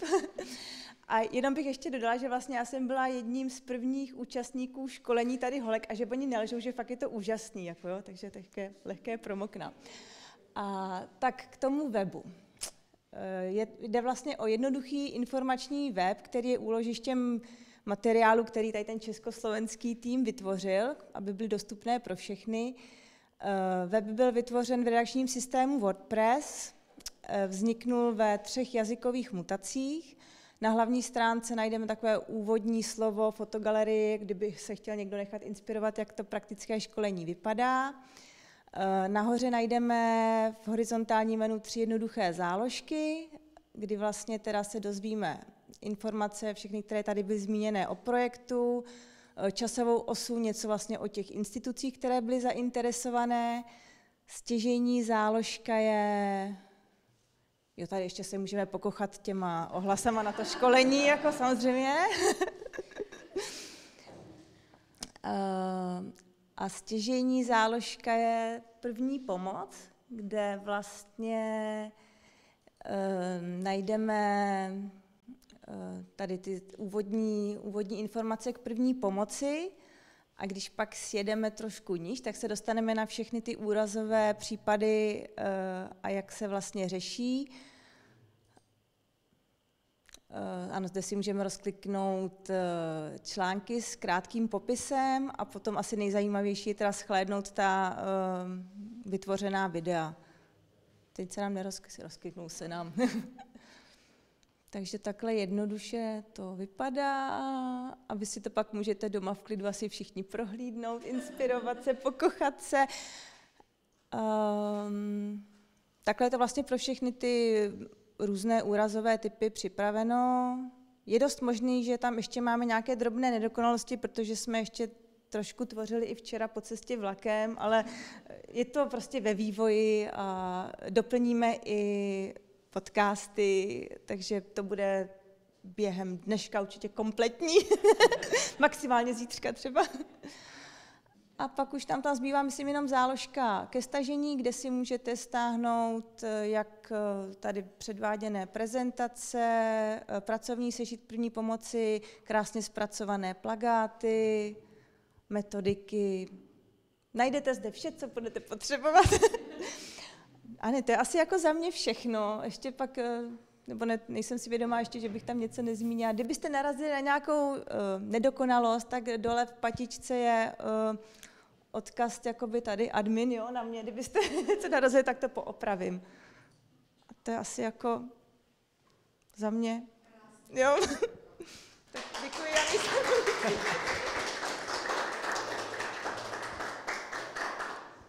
Potlesk patril najmä tebe, Veroniko, pretože naozaj ďakujeme krásne za nádherne vytvorený web a za to, že vlastne Veronika bola tá, ktorá vlastne všetky tie veci, ktoré sme vytvorili, aj ten obsah s tou grafikou, všetko dala vlastne do pohybu tak, aby naozaj ten web bol dostupný.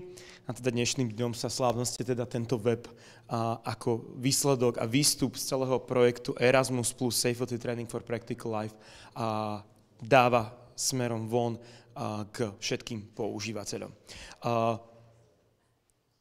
V podstate, keď tak máme zhrnúť, čo je výstupom tohto projektu.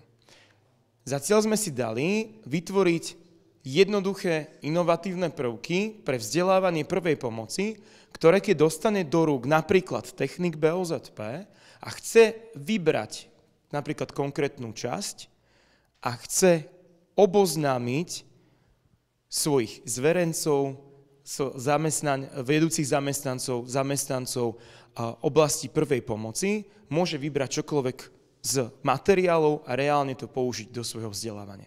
Najjednoduchšou verziou je pustiť im video. To sme tak naozaj prišli na to, že najviac ľudí má rado práve nejaké efektívne, jednoduché, krátke videá, ktoré sa dajú pustiť. A keď napríklad technik BOZP si netrúfa šprtať sa do tém prvej pomoci, lebo si povie, ja nie som záchranár, nechcem to prezentovať, tak OK, aspoň niečo vo forme videa, aby tí ľudia sa napríklad oboznámili. A jedno z takých videí, ako také videá vlastne vyzerajú, a takýmto spôsobom je všetkých 8 videí v 2 jazykových mutáciách, a to v slovenčine a v slovenskej a českej, tak ako také video vyzerá, tak si práve teraz môžeme pozrieť, a to konkrétne teda dopravná nehoda.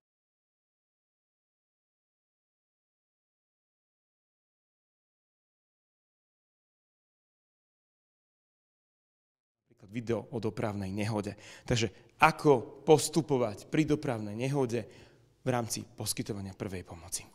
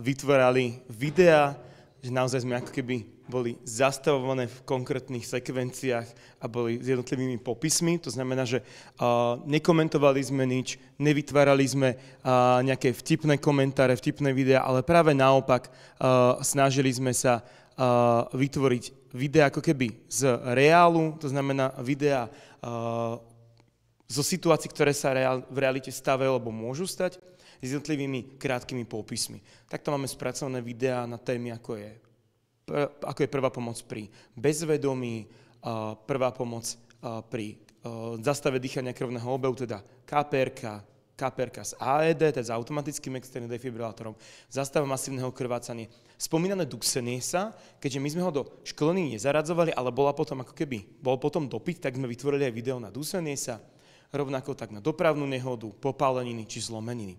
To znamená, tie najčastejšie stavy, jednak ktoré zo štatistiky vyplývajú, že naozaj sa najčastejšie vyskytujú v rámci firiem, ale rovnako tak je o ne reálny záujem. Takže my sme aj na základe dopytu z jednotlivých školení potom nastavovali ešte a prípadne doplňali, niektoré videá sme už mali urobené, niektoré sme doplňali, aby naozaj to bolo čo najefektívnejšie pre obe krajiny a aj pre reálne využitie v praxi. Takže prvou z vecí, ktorú reálne máme k dispozícii, sú videá. Videá sú už voľne dostupné všetky na našej stránke v českej a slovenskej jazykovej mutácii a môžete ich pokojne využívať, keďže sú tam loga Erasmu. Ak sa zachovajú v rovnakom štandarde, tak ich môžete využívať v reálnej praxi. Takže na stránke zachrankolegu.eu sú dostupné jednotlivé videá. Druhú vec, ktorú sme vytvorili, sú podcasty. To znamená, ak niekto potrebuje aj ten komentár k tomu a ideálne formou, že sa niekto s niekým rozpráva, to znamená, že sa reálne bavíme na tému defibrilácie, prvej pomoci pri bezvedomí, pri KPR-ke, zastavení krvácania a podobne, tak sme vytvorili sériu podcastov, ktoré rovnako tak nájdete na našej webovej stránke a snažíme sa ich práve teraz dosadiť na Spotify, aby naozaj boli dostupné čo najviac.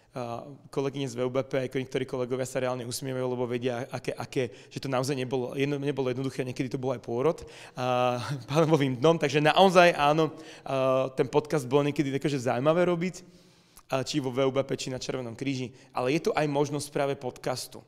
Podcast samozrejme nebudú, či už technici biozespásy reálne teda púšťať, ale je to jedna z možností, ktorá sa môže poskytovať ďalej, to znamená, že tí ľudia to tam nájdu. Keď chcete v rámci svojich školení nestihnete prebrať niektorú tému, ale viete, že sa tam nachádza, preto je dobre si pozrieť celú stránku a nájdete ju na stránkach zachrankolegu.eu. Viete tento link, viete túto stránku posúvať ďalej, to znamená, že ľudia si kedykoľvek môžu na ňu siahnuť, môžu si vypočuť, môžu si pozrieť, môžu si naštudovať a je to všetko k dispozícii. Tretiou vecou, ktorú sme vytvorili, bol pracovný zošit. Ak sa rozhodnete ísť metodou 4-hodinového školenia prvej pomoci, ktorý je samozrejme rovnako tak dostupná, lebo táto metodika je tam daná. To znamená, že si môžete pozrieť, čo sa ako preberá, akým spôsobom. Takže vlastne celá tá metodika je dostupná ako PDF-ko, ktoré je veľmi jednoducho urobené, s tým, že to naväzuje na prezentáciu a máte tam metodiku, máte tam prezentáciu, ktorú si môžete reálne stiahnuť a reálne používať na svojich školeniach, ak chcete školiť prvú pomoc metodou 4 krokov na 4 vyučovacích hodinách.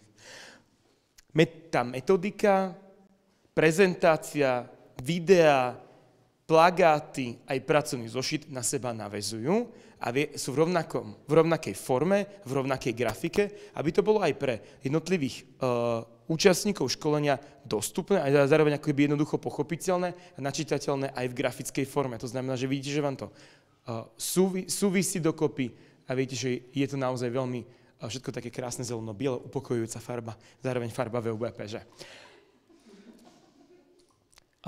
Čo sa týka plagátov, je to ďalšia vec, ktorú sme vytvorili. Plagáty sú vo formáte A3, dajú sa tlačiť A3, A4. Zároveň plagát obsahuje QR kód priamo na stránku zachrankolegu.eu, kde všetky ostatné veci nájdu. A zároveň plagát viete vytlačiť, viete ho dať do firmy, vedie si to zalaminovať, akokoľvek použiť a máte jednoduchý zdroj informácií, kde môžu tí ľudia mať na nástenkách, pri lekárničke, veľmi veľa ľudí to potrebuje mať ako keby na očiach, niekde zavesené, čo je úžasné, alebo priamo pri defibrilátore, keďže máme aj spracované KPRS AED, ako keby tie najzávažnejšie stavy, ešte tam môžeme zastávať veľkého vonkajšieho krvácania. Títo 3 stavy vlastne sme spracovali aj formou plagátu, ktoré sa dajú kdekoľvek zavesiť a voľne používať, voľne šíriť. Takže ďalšia z vecí, ktorú sme vytvorili, ktorá je dostupná a je k dispozícii, tak sú práve plagáty. Takže máte plagáty, pracovný zošit, metodiku, prezentáciu, všetko k dispozícii pre kohokoľvek, kto chce školiť prvú pomoc a kto chce robiť takýmto spôsobom školenie. Mnoho ľudí sa ma vyslovene pýtalo, že či to nevadí mne, keď akože robíme nad tým niekoľko rokov. Mnohé veci, áno, sú zapracované aj veci zo školní, ktoré my máme vychytané. Peter, však ty rozhadzuješ know-how spolu s Červeným krížom a s VUBP. No a čo? Ale však to know-how, ak vie zachrániť život, tak nech to slúži. Ja si to do hrobu nezoberem, nikto rovnako tak nikto z nás. Ak je niečo, na čo sme vytvorili, prečo to nedať vonku, prečo to nepoužívať, prečo nezachrániť ľudský život sekundárne, že to niekto iný odučí, že to niekto iný použije, aj keď sa dostane zaplatené, je to jedno. Ale jednak vytvárame niečo, čo je v rámci Európskej únie, v rámci projektu Erasmus+, čo má byť verejne dostupné. Zároveň my sa radi podelíme s niečím, na čo sme v podstate prišli, čo sme spoločne dali dokopy a dokáže to slúžiť. Pracovný zošit je novinka, ktorá na Slovensku ako keby nie je. A to reálne neexistuje pracovný zošit na prvú pomoc. Že naozaj je to niečo, čo v Čechách je, ale je to odborná učebnica pre stredné zdravotnícke školy, ale reálne pracovný zošit ako keby na Slovensku nie je a v Českej republike viem, že organizácia Zdrsem vytvorila vlastný pre svoje školenia, a organizácia Prpom, ale takisto je to hutný materiál, avšak taký jednoduchý, niečo také veľmi jednoduché, ako keby priamo nie je. Takže je to niečo také akoby nové, jednoduchá novinka. Áno, niektoré veci sú popísané, niektoré veci chýbajú, ako zámer k tomu, aby ten človek si to dopísal. Takže ako keby motivujeme k tomu, aby niečo z toho školenia si reálne zobral. Vytvorili sme ešte takú metódu, taký systém, že RZP. Viete, čo je RZP v realite? Čo je RZP? Áno. My, záchranári, hovoríme rýchlo, zadarmo, pohodlne, že keď sa voláte. RZP, my máme také vlastné v prvej pomoci, že rozhľadni sa, zareaguj, premýšľaj, alebo rozhľadni sa, zareaguj, přemýšľaj, čo nám súvisí v češtine a slovenčine rovnako. A je to ako keby taká mapa, že na ktoré 3 veci nesmieme zabúdať, keď poskytujeme prvú pomoc. Že vlastná bezpečnosť záchrancu, následne reagujeme na vedomie, dýchanie, krvácanie a premýšľame nad ostatnými stavmi, ktoré môžu byť. Takisto, ako sa volá tiesňová linka. Vidíte, že sú tu časti na poznámky pre tých daných ľudí. Vždycky ten postup tu je vymenovaný a popísaný, avšak niektoré veci keby chýbajú, aby tí ľudia mali možnosť keby sa pýtať, dopýtať, zaujímať, aby sme ich vtiahli do deja prvej pomoci. Samozrejme, zase máme tu krížové odkazy, máme tu mnohé veci, aby naozaj tí ľudia sa čo najviac pýtali, aby čo najviac ich to zaujalo, či už očnú sprchu, ktorá sa napríklad nachádza, že sme tam doplnili aj veci, ktoré reálne súvisia s praxou v jednotlivých podnikoch, aby sa naučili ľudia používať piktogramy, aby sa naučili poskytovať efektívnym spôsobom prvú pomoc. Ako poslednú vec, ktorú spomeniem, urobili sme ako keby inovatívne lekárničku, že ako my by sme odporúčili vytvoriť lekárničku na pracovisko, aby naozaj tá lekárnička bola účelná, funkčná, dostupná. Ja vám na rovinu poviem, že ja som jeden z najväčších bojovníkov proti autolekárničkám, pretože autolekárnička v aktuálnej forme je veľmi zlá.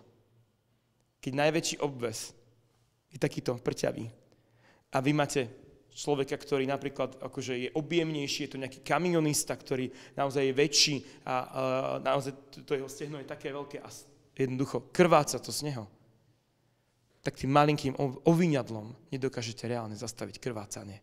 A máte tam 2. To znamená, že tá lekárnička niektoré veci akože veľmi je zle vyskladaná, lebo za 7,77 v Lidli v akcii bombastické ceny, že? Samozrejme je to keby neefektívne a potrebujeme zveladiť minimálne lekárničku na pracovisku, aby tam ľudia nekupovali autolekárničku a umiestnia si ju tam a že tak to stačí. Ale že OK, dajme tam niečo, čo reálne bude slúžiť Doplňme ju tak, aby to bolo efektívne. A teraz nie kvôli vyhláške ministerstva, že máme to mať, ale kvôli tomu, aby sme naozaj dokázali zachrániť ľudský život. Takže, či napríklad taká resuscitačná maska, alebo tie rúška napríklad, ako dá sa to využiť, ale nie je to dobré. Vieme mať kvalitnejšiu alternatívu, ktorá je cenovo o 4 € drahšia. No tak ako, keď za 5 € viem kúpiť resuscitačnú masku, ktorá je kvalitnejšia a rúško stojí €, no tak rozdieli 4 € a to nás nezabije, že? Pre niekoho áno, ja viem, no, že akože, keď sa šetrí na každom eure niekedy. Turniket, drahšia alternatíva, drahšia vec, a tu je ten dôvod veľa ľudí, že škrtidlo, áno, raz sa používal, raz sa nepoužíval. Od roku 2015 Európska resuscitačná rada hovorí, že fabricky vyrábaný turniket efektívnym spôsobom na končatine zachraňuje ľudský život. A končatina neodumre minimálne 2 hodiny. Prečo ju nemať? Toto napríklad vzišlo z toho, že máme reálnu skúsenosť, kolegyňa Dominika by vedela hovoriť, boli sme školiť v jednej nemenovanej firme s kolegyňou na jej žiadosť, po školení asi mesiac na to mali smrteľný pracovný úraz. Človeka privalil ťažký vysokozvyžný vozík a vzniklo masívne krvácanie. Veľké vonkajšie krvácanie z dolnej končatiny a ľudia stáli a nevedeli, čo robiť. A to sme prišli na to, že aj keby mali oviniadla, nezastavia to efektívne by pomohol turniket. A ten človek by žil. Takže aj oni tak kúpime ten turniket a natlak práve aj Dominiky a iní, aj ostatných ľudí, zabezpečme lepšiu lekárničku. Najmä keď vieme, no ja sa tak v office, kancelárske prostredie, no nepotrebujem turniket. Ale keď sú tam vysokozdvižné vozíky, ťažké fabrické stroje, v Kii napríklad, hej, ako sme tam boli školiť, rozprávali sme sa presne o tých rizikách, ktoré sú tam.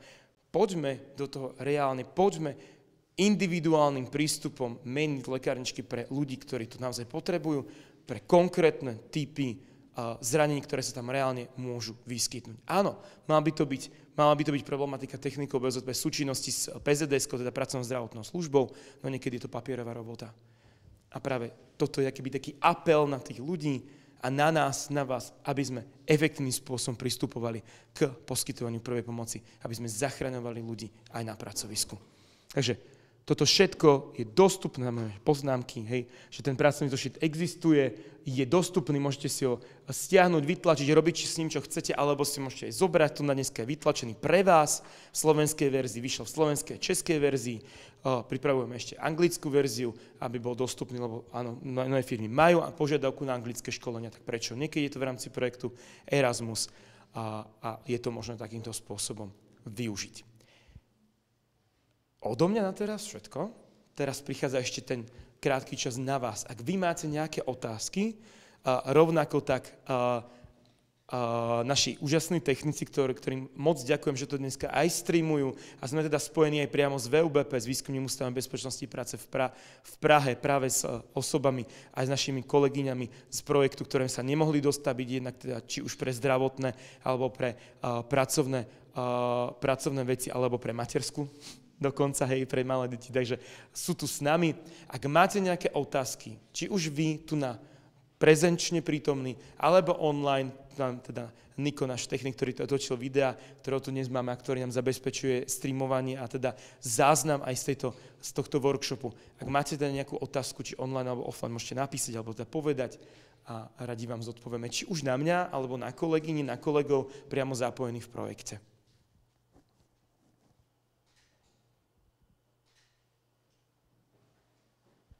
Áno, ale do mikrofónu, lebo to sa všetko, aby ho bolo počuť. Prosím ťa, aký je plán teda dostať to na verejnosť? Aký je marketingový nejaký plán? Idete to proaktívne ponúkať firmám, alebo aký je teda ďalší krok?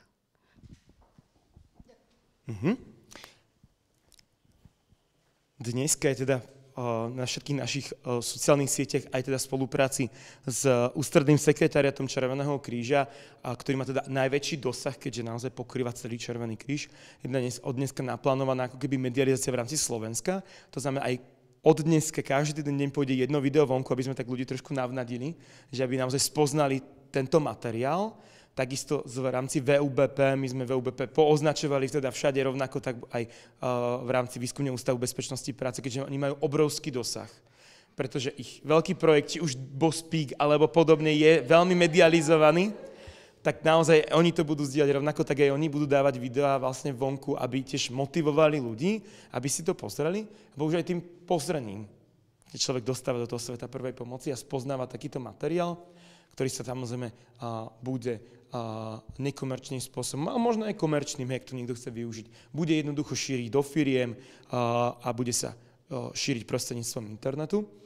Čo sa týka samotného celkového projektu zachrankolegu.eu, okrem teda propagácie na sociálnych sieťach a médiách, na Spotify, na Instagrame a podobne, bude teda stránka ďalej fungovať, dokým bude jednoducho potreba, ale minimálne po dobu nejakých 5 rokov budeme určite živiť a budeme stále sa postaráme o to, aby naozaj bola aktuálna. A čo sa týka samotnej propagácie medzi firmami, určite to chceme využívať, či už my alebo VUBP pri svojich školeniach, aby propagovali, či už v rámci BOZP, či už pri školeniach, ktoré súvisia práve s témou prvej pomoci. Čiže aj u nás rovnako tak vlastne celý projekt bude mať zabezpečené kontinuálnu propagáciu v jednotlivých firmách, v jednotlivých podnikoch, alebo aj prostredníctvom napríklad máte to také dostupné práve takéto ako keby vizitky. Na jednej strane máte to samotné RZP, baby budú mať v českom samozrejme, lebo potom to bol ich návrh, že aby vznikli takéto malinké vizitky z RZP a z druhej strany teda logo zachrankolegu.eu s odkazom, to znamená, aby sa to dalo rozdávať, aby naozaj ľudia si to mohli nájsť, mohli reálne využiť. Takže ešte aj cieľene budeme propagovať tento projekt priamo medzi technikmi BOZP. Medzi nami aj dnes je tu vlastne zástupca v podstate vzdelávacej spoločnosti Eduko Consult, ktorí majú v rámci Žiliny a v rámci Slovenska veľmi veľký záber v rámci budúcich technikov BOZP, takže naozaj aj každý, ktorý prejde napríklad vzdelávaním, tak bude napríklad dostávať aj tú vizitku a bude teda oboznámený s tým, že v rámci prvej pomoci môže si stiahnuť, môže používať, to znamená, že aj budúci technici BOZP, rovnako tak Fakulta bezpečnostného inžinierstva Žilinskej univerzity v Žiline vzdeláva, či už odbore krízový management, alebo bezpečnostno-technické služby, ak dobre hovorím, bezpečnostný manažment, alebo záchranné služby, kde má možnosť a ponúka aj predmety, ktoré priamo súvisia so vzdelávaním BOZP a priamo mnohí títo študenti sa potom neskôr stávajú a chcú sa zamerať na toto vzdelávanie, takže vlastne rovnako tak dostanú túto možnosť a rovnako tak tu máme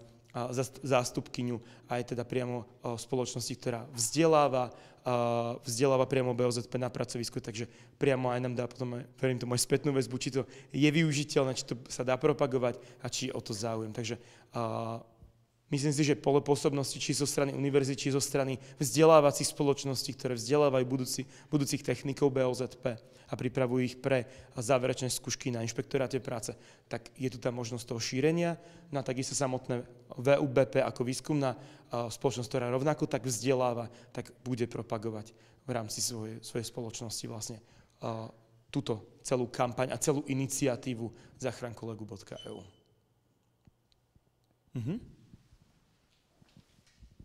Ďakujem. Je tento obsah spracovaný napríklad aj pre mladšie ročníky, ako sú základné a stredné školy, čo sa týka účelových cvičení alebo kožasov, kde môže byť tiež tento materiál použitý pre osvetu prvej pomoci aj pre tieto možno nižšie vekové kategórie? A tento obsah, majú si viesť odpovedať otázku, keďže bol priamo zapojený ako jeden zo školiteľov, ale veľmi dobre, že to bolo povedané. Je to viac zamerané práve už na tých dospelých, lebo vytvárali sme to s cieľom, že chceme zachytiť dospelákov, pretože oni sú priamo už zamestnaní a sú to, keďže cieľová skupina sú zamestnanci jednotlivých firiem, ktorí majú tento obsah príjmať a sú hlavnými príjmateľmi.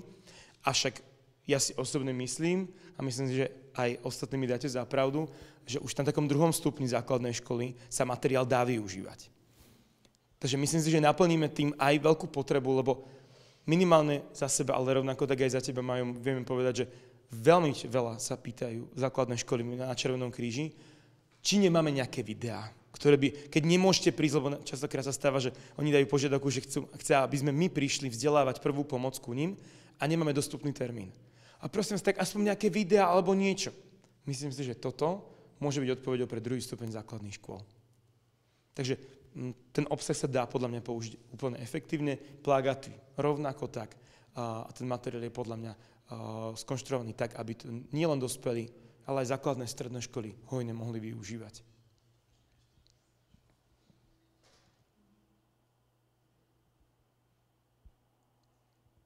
Dobre. Ak teda už nemáme, ak vás ešte prípadne napadnú nejaké otázky, môžete pokojne napísať, my budeme veľmi radi, či už nám, alebo priamo teda na VUBP, kontakty nájdete priamo na stránke zachránkolegu.eu. Takže je to všetko dostupné a my sa veľmi tešíme, že týmto dnešným aktom môžeme slávnostne teda otvoriť túto stránku, slávnostne teda poskytnúť materiály do rúk všetkým ľuďom, ktorí majú záujem o vzdelávanie prvej pomoci, či už aktívne, alebo len sa ju naučiť. A touto cestou sa teda chceme teda jednak rozlúčiť s vami všetkými.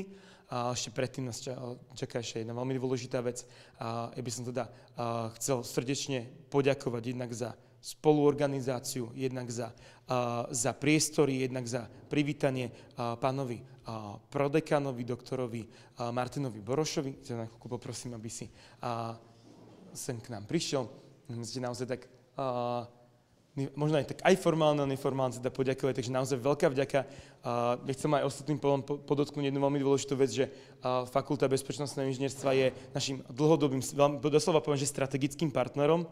Jednak to, že máme teda jeden spoločný predmet, to neodkladnú zdravotnú starostlivosť, ktorú teda máme spoločne, ale teda aj množstvo iných aktivít, ktoré robíme spolu. A som veľmi rád, že aj na takejto neutrálnej pôde tu, v takejto spolupráci môžeme teda projekt, ktorý veľmi súvisí s bezpečnosťou, a priamo prezentovať na Fakulte bezpečnostného inžinierstva. Takže, pán doktor, ja ti ďakujem veľmi krásne moc. Veľká vďaka. Za maličkosť. A ešte, áno, na tie videá, na ten materiál, takže USB kľúč s našim logom. Na pamiatku, aby si vedel, že naozaj existuje takéto niečo. Takže veľká vďaka ešte raz. Ďakujem veľmi pekne jednak za materiály, ktoré určite si dovolím predpovedať, že budú súčasťou, myslím si, že budú súčasťou našich predmetov zameraných na či už prvú pomoc alebo BOZP. Naozaj je to, keď som to konečne videl, veľa som o tom počul, ale konečne som to videl, je to kvalitný materiál, ktorý sa dá používať a naozaj je tu možno ešte taká jedna otázka, že čo teda ďalej? Lebo bolo to tu naznačené, ale otázka znie, čo ďalej, Peter. Ďakujem krásne aj za otázku, aj teda za príhovor. No, to je veľmi dobrá otázka, čo ďalej. Ja vám len povedať to, že ak dneska zachytíte seizmickú aktivitu v oblasti Žiliny, tak mi padol jeden obrovský kameň zo srdca. Pretože áno, ešte máme jeden Erasmus, ale ten už nemám na starosti, ten mám Majo, takže to budete potom až neskôr počuť ten druhý kameň a tú seizmickú aktivitu. Máme teda ešte rozbehnutý, už teda priamo zameraný na základné školy, jeden projekt, takisto na inovatívne vzdelávanie prvej pomoci, takže ešte ten chceme dotiahnuť.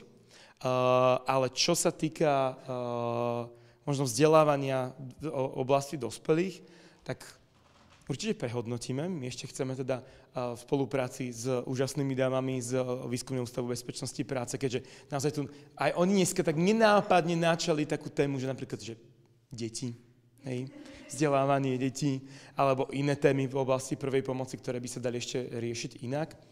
Ako poviem tak, že v šuflíku je naozaj veľmi veľa zásob, akože rôznych projektov, či už naznačená vodná záchranná služba, lebo to je pole neurána na Slovensku.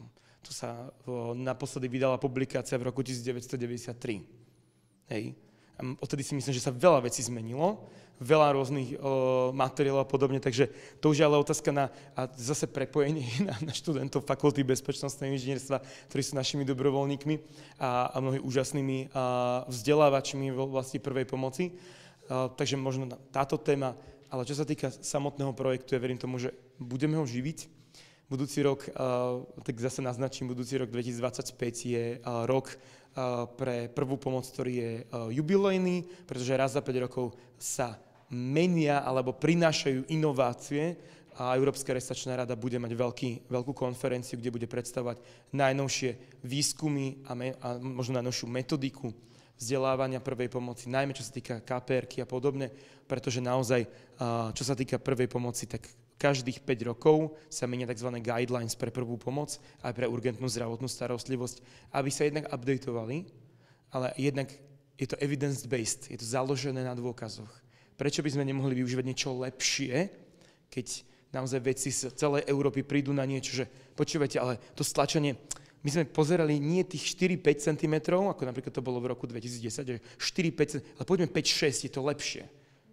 Tak musí sa niečo prekopať, lebo sa zistilo, že to lepšie dokáže zachrániť život. Takže áno, určite aj toto budeme inovovať.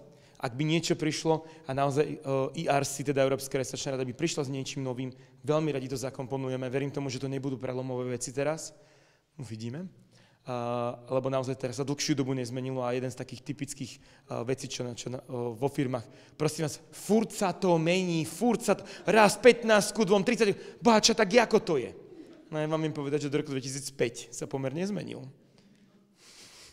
Čo je zaujímavé, že ešte dokonca do roku 2000, pokiaľ viem, tak stále bolo 30:2, jedine deti sa trošku nastavovali, že 15:2, že častejšie, no ale práve je to dôvod, prečo my na krátkych školeniach nevzdelávame deti, aby sme ľudí nepoprietli, aby sme naozaj niečo vysvetli, čo platí, čo je efektívne, účinné.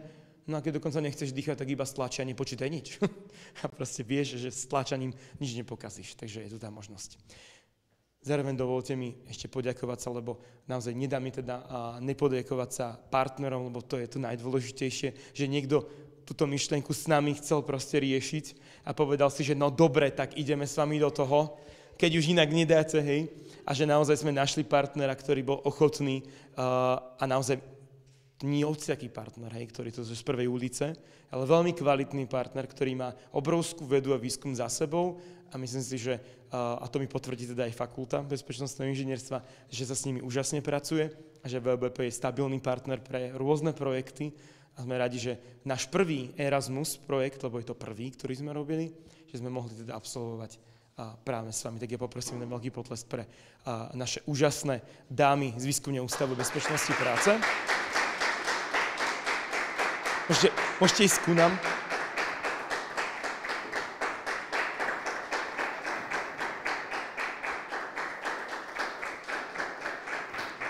Len takto symbolicky. Ďakujeme krásne. Tak my zase ďakujem Slovenskému červenému kríži, že nás přizval. Jiržinko, ďakujeme moc. A že jsme mohli vůbec tu první pomoc jako rozjet víc. Ďakujeme krásne. Taký náhradník tady. Ďakujeme krásne. Ďakujem. Takisto malá pamiatka, áno, kde, na materiál. Áno. Nejvíc děkujem tobě, Peťo. My takisto. My ďakujeme takisto a ďakujeme takto online ostatným obidvom Kačenkám, ktoré sa tu nemohli byť, takže obidvom jednej aj druhej Kateřine a takisto Aničke Cidlinové, ktorá teda pre náročné pracovné vyťaženie sa nemohla zúčastniť, ale to úžasná skvelá koordinátorka, aj babi, ktorými naozaj sme, myslím, že fundované, efektívne, niekedy dlhodobo, niekedy nám to trvalo, keď sme niečo dali dokopy, ale myslím si, že veľmi, veľmi promptne potom sme dokázali toto všetko urobiť. Takže ešte jeden potlesk poprosím pre úžasné dámy z VUBP. Ďakujeme krásne.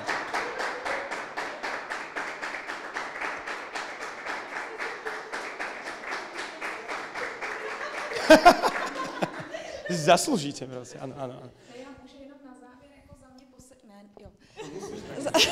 no tak jo.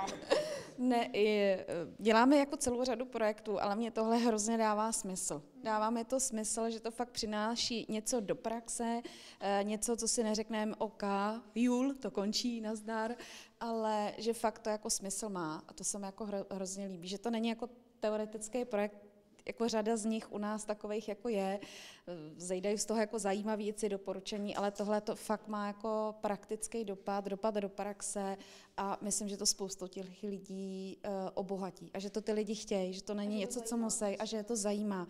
A to z těch školení bylo vidět, že to, jak jsme školili, je prostě do té problematiky vtáhlo. A ne, že si hodinu odseděli s mobilem tady pod stolem, ale že fakt je to jako bavilo a z toho školení si opravdu něco odnesli. A to si myslím, že je jako to zásadní. Protože dobře třeba na pracovišti se s tím jako třeba nepotkají tak často, ale potom zachránit život někomu blízkému je podle mě jako k nezaplacení. A hlavně vědět jak a kvalitně. Takže vlastně díky, že jsme se tomu mohli jako účastnit. Takže děkujeme. No a rovnako tak dovolte mi ešte poďakovať sa aj zvyšku týmu, ktorý naozaj teda dennodenne teda so mnou riešil túto problematiku a niekedy raz mesačne, niekedy raz o pol roka, že? Podľa toho, ako mám Peter čas, lebo to je to najhoršie, mňa zastaviť v čase a priestore, hej? Alebo to je niekedy veľmi, veľmi náročné, tak dovolte mi poďakovať sa, už teda sľubujem, že naozaj poviem naposledy, ale poďakovať sa týmu zo Slovenska, ktorý naozaj teda stál, doslova dopísané, že poviem, že stál proste pri mne celú dobu, a to teda Majovi Gašperovi, Samuelovi Hoskovcovi, Jakubovi Klinovskému a Christianovi Buranovi, ktorí teda naozaj s nami tu boli, doslova do písmena teda, aj v tých náročných veciach, kedy už, prosím ťa, podľa Boha, hovorí termín, kto zajtra nebude, tak dovidenia. Takže ako, možno asi to poznáte, keď vám hovorí termín na projekte, takže poprosím jeden veľký potlesk aj pre nich, ktorí naozaj boli pre nás.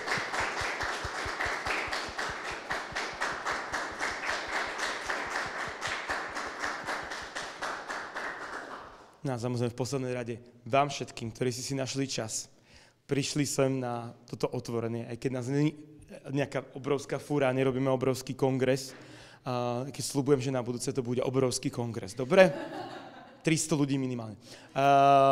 Ale naozaj vám ďakujem krásne, že hlavne tým ľuďom z praxe, ktorí naozaj vzdelávate, školíte, a naozaj našim červenokrížiakom, a dobrovoľníkom, študentom Fakulty bezpečnostného inžinierstva. Takisto veľká vďaka patrí Nikolajovi Palfiemu, ktorý naozaj takisto s nami točil podcasty, bol ochotný s nami vycestovať do Prahy, našiel si čas, kedykoľvek si Peter zmyslel. Takže naozaj to je veľmi dôležité, že Nikol, veľká vďaka, rovnako tak všetkým študentom zo strednej odbornej školy u Salesianov, teda tu nás zo Žiliny, z odboru grafik digitálnych médií, vďaka ktorým máme stream, vďaka ktorým máme krásne fotky, videá, takže naozaj vám všetkým jedna veľká vďaka.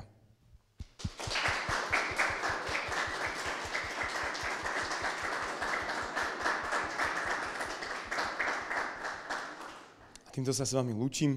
Nezabudnite pozrieť našu stránku zachrankolegu.eu, ktorý teda celá vznikla vďaka podpore projektu Erasmus+. Takže ďakujem vám krásne.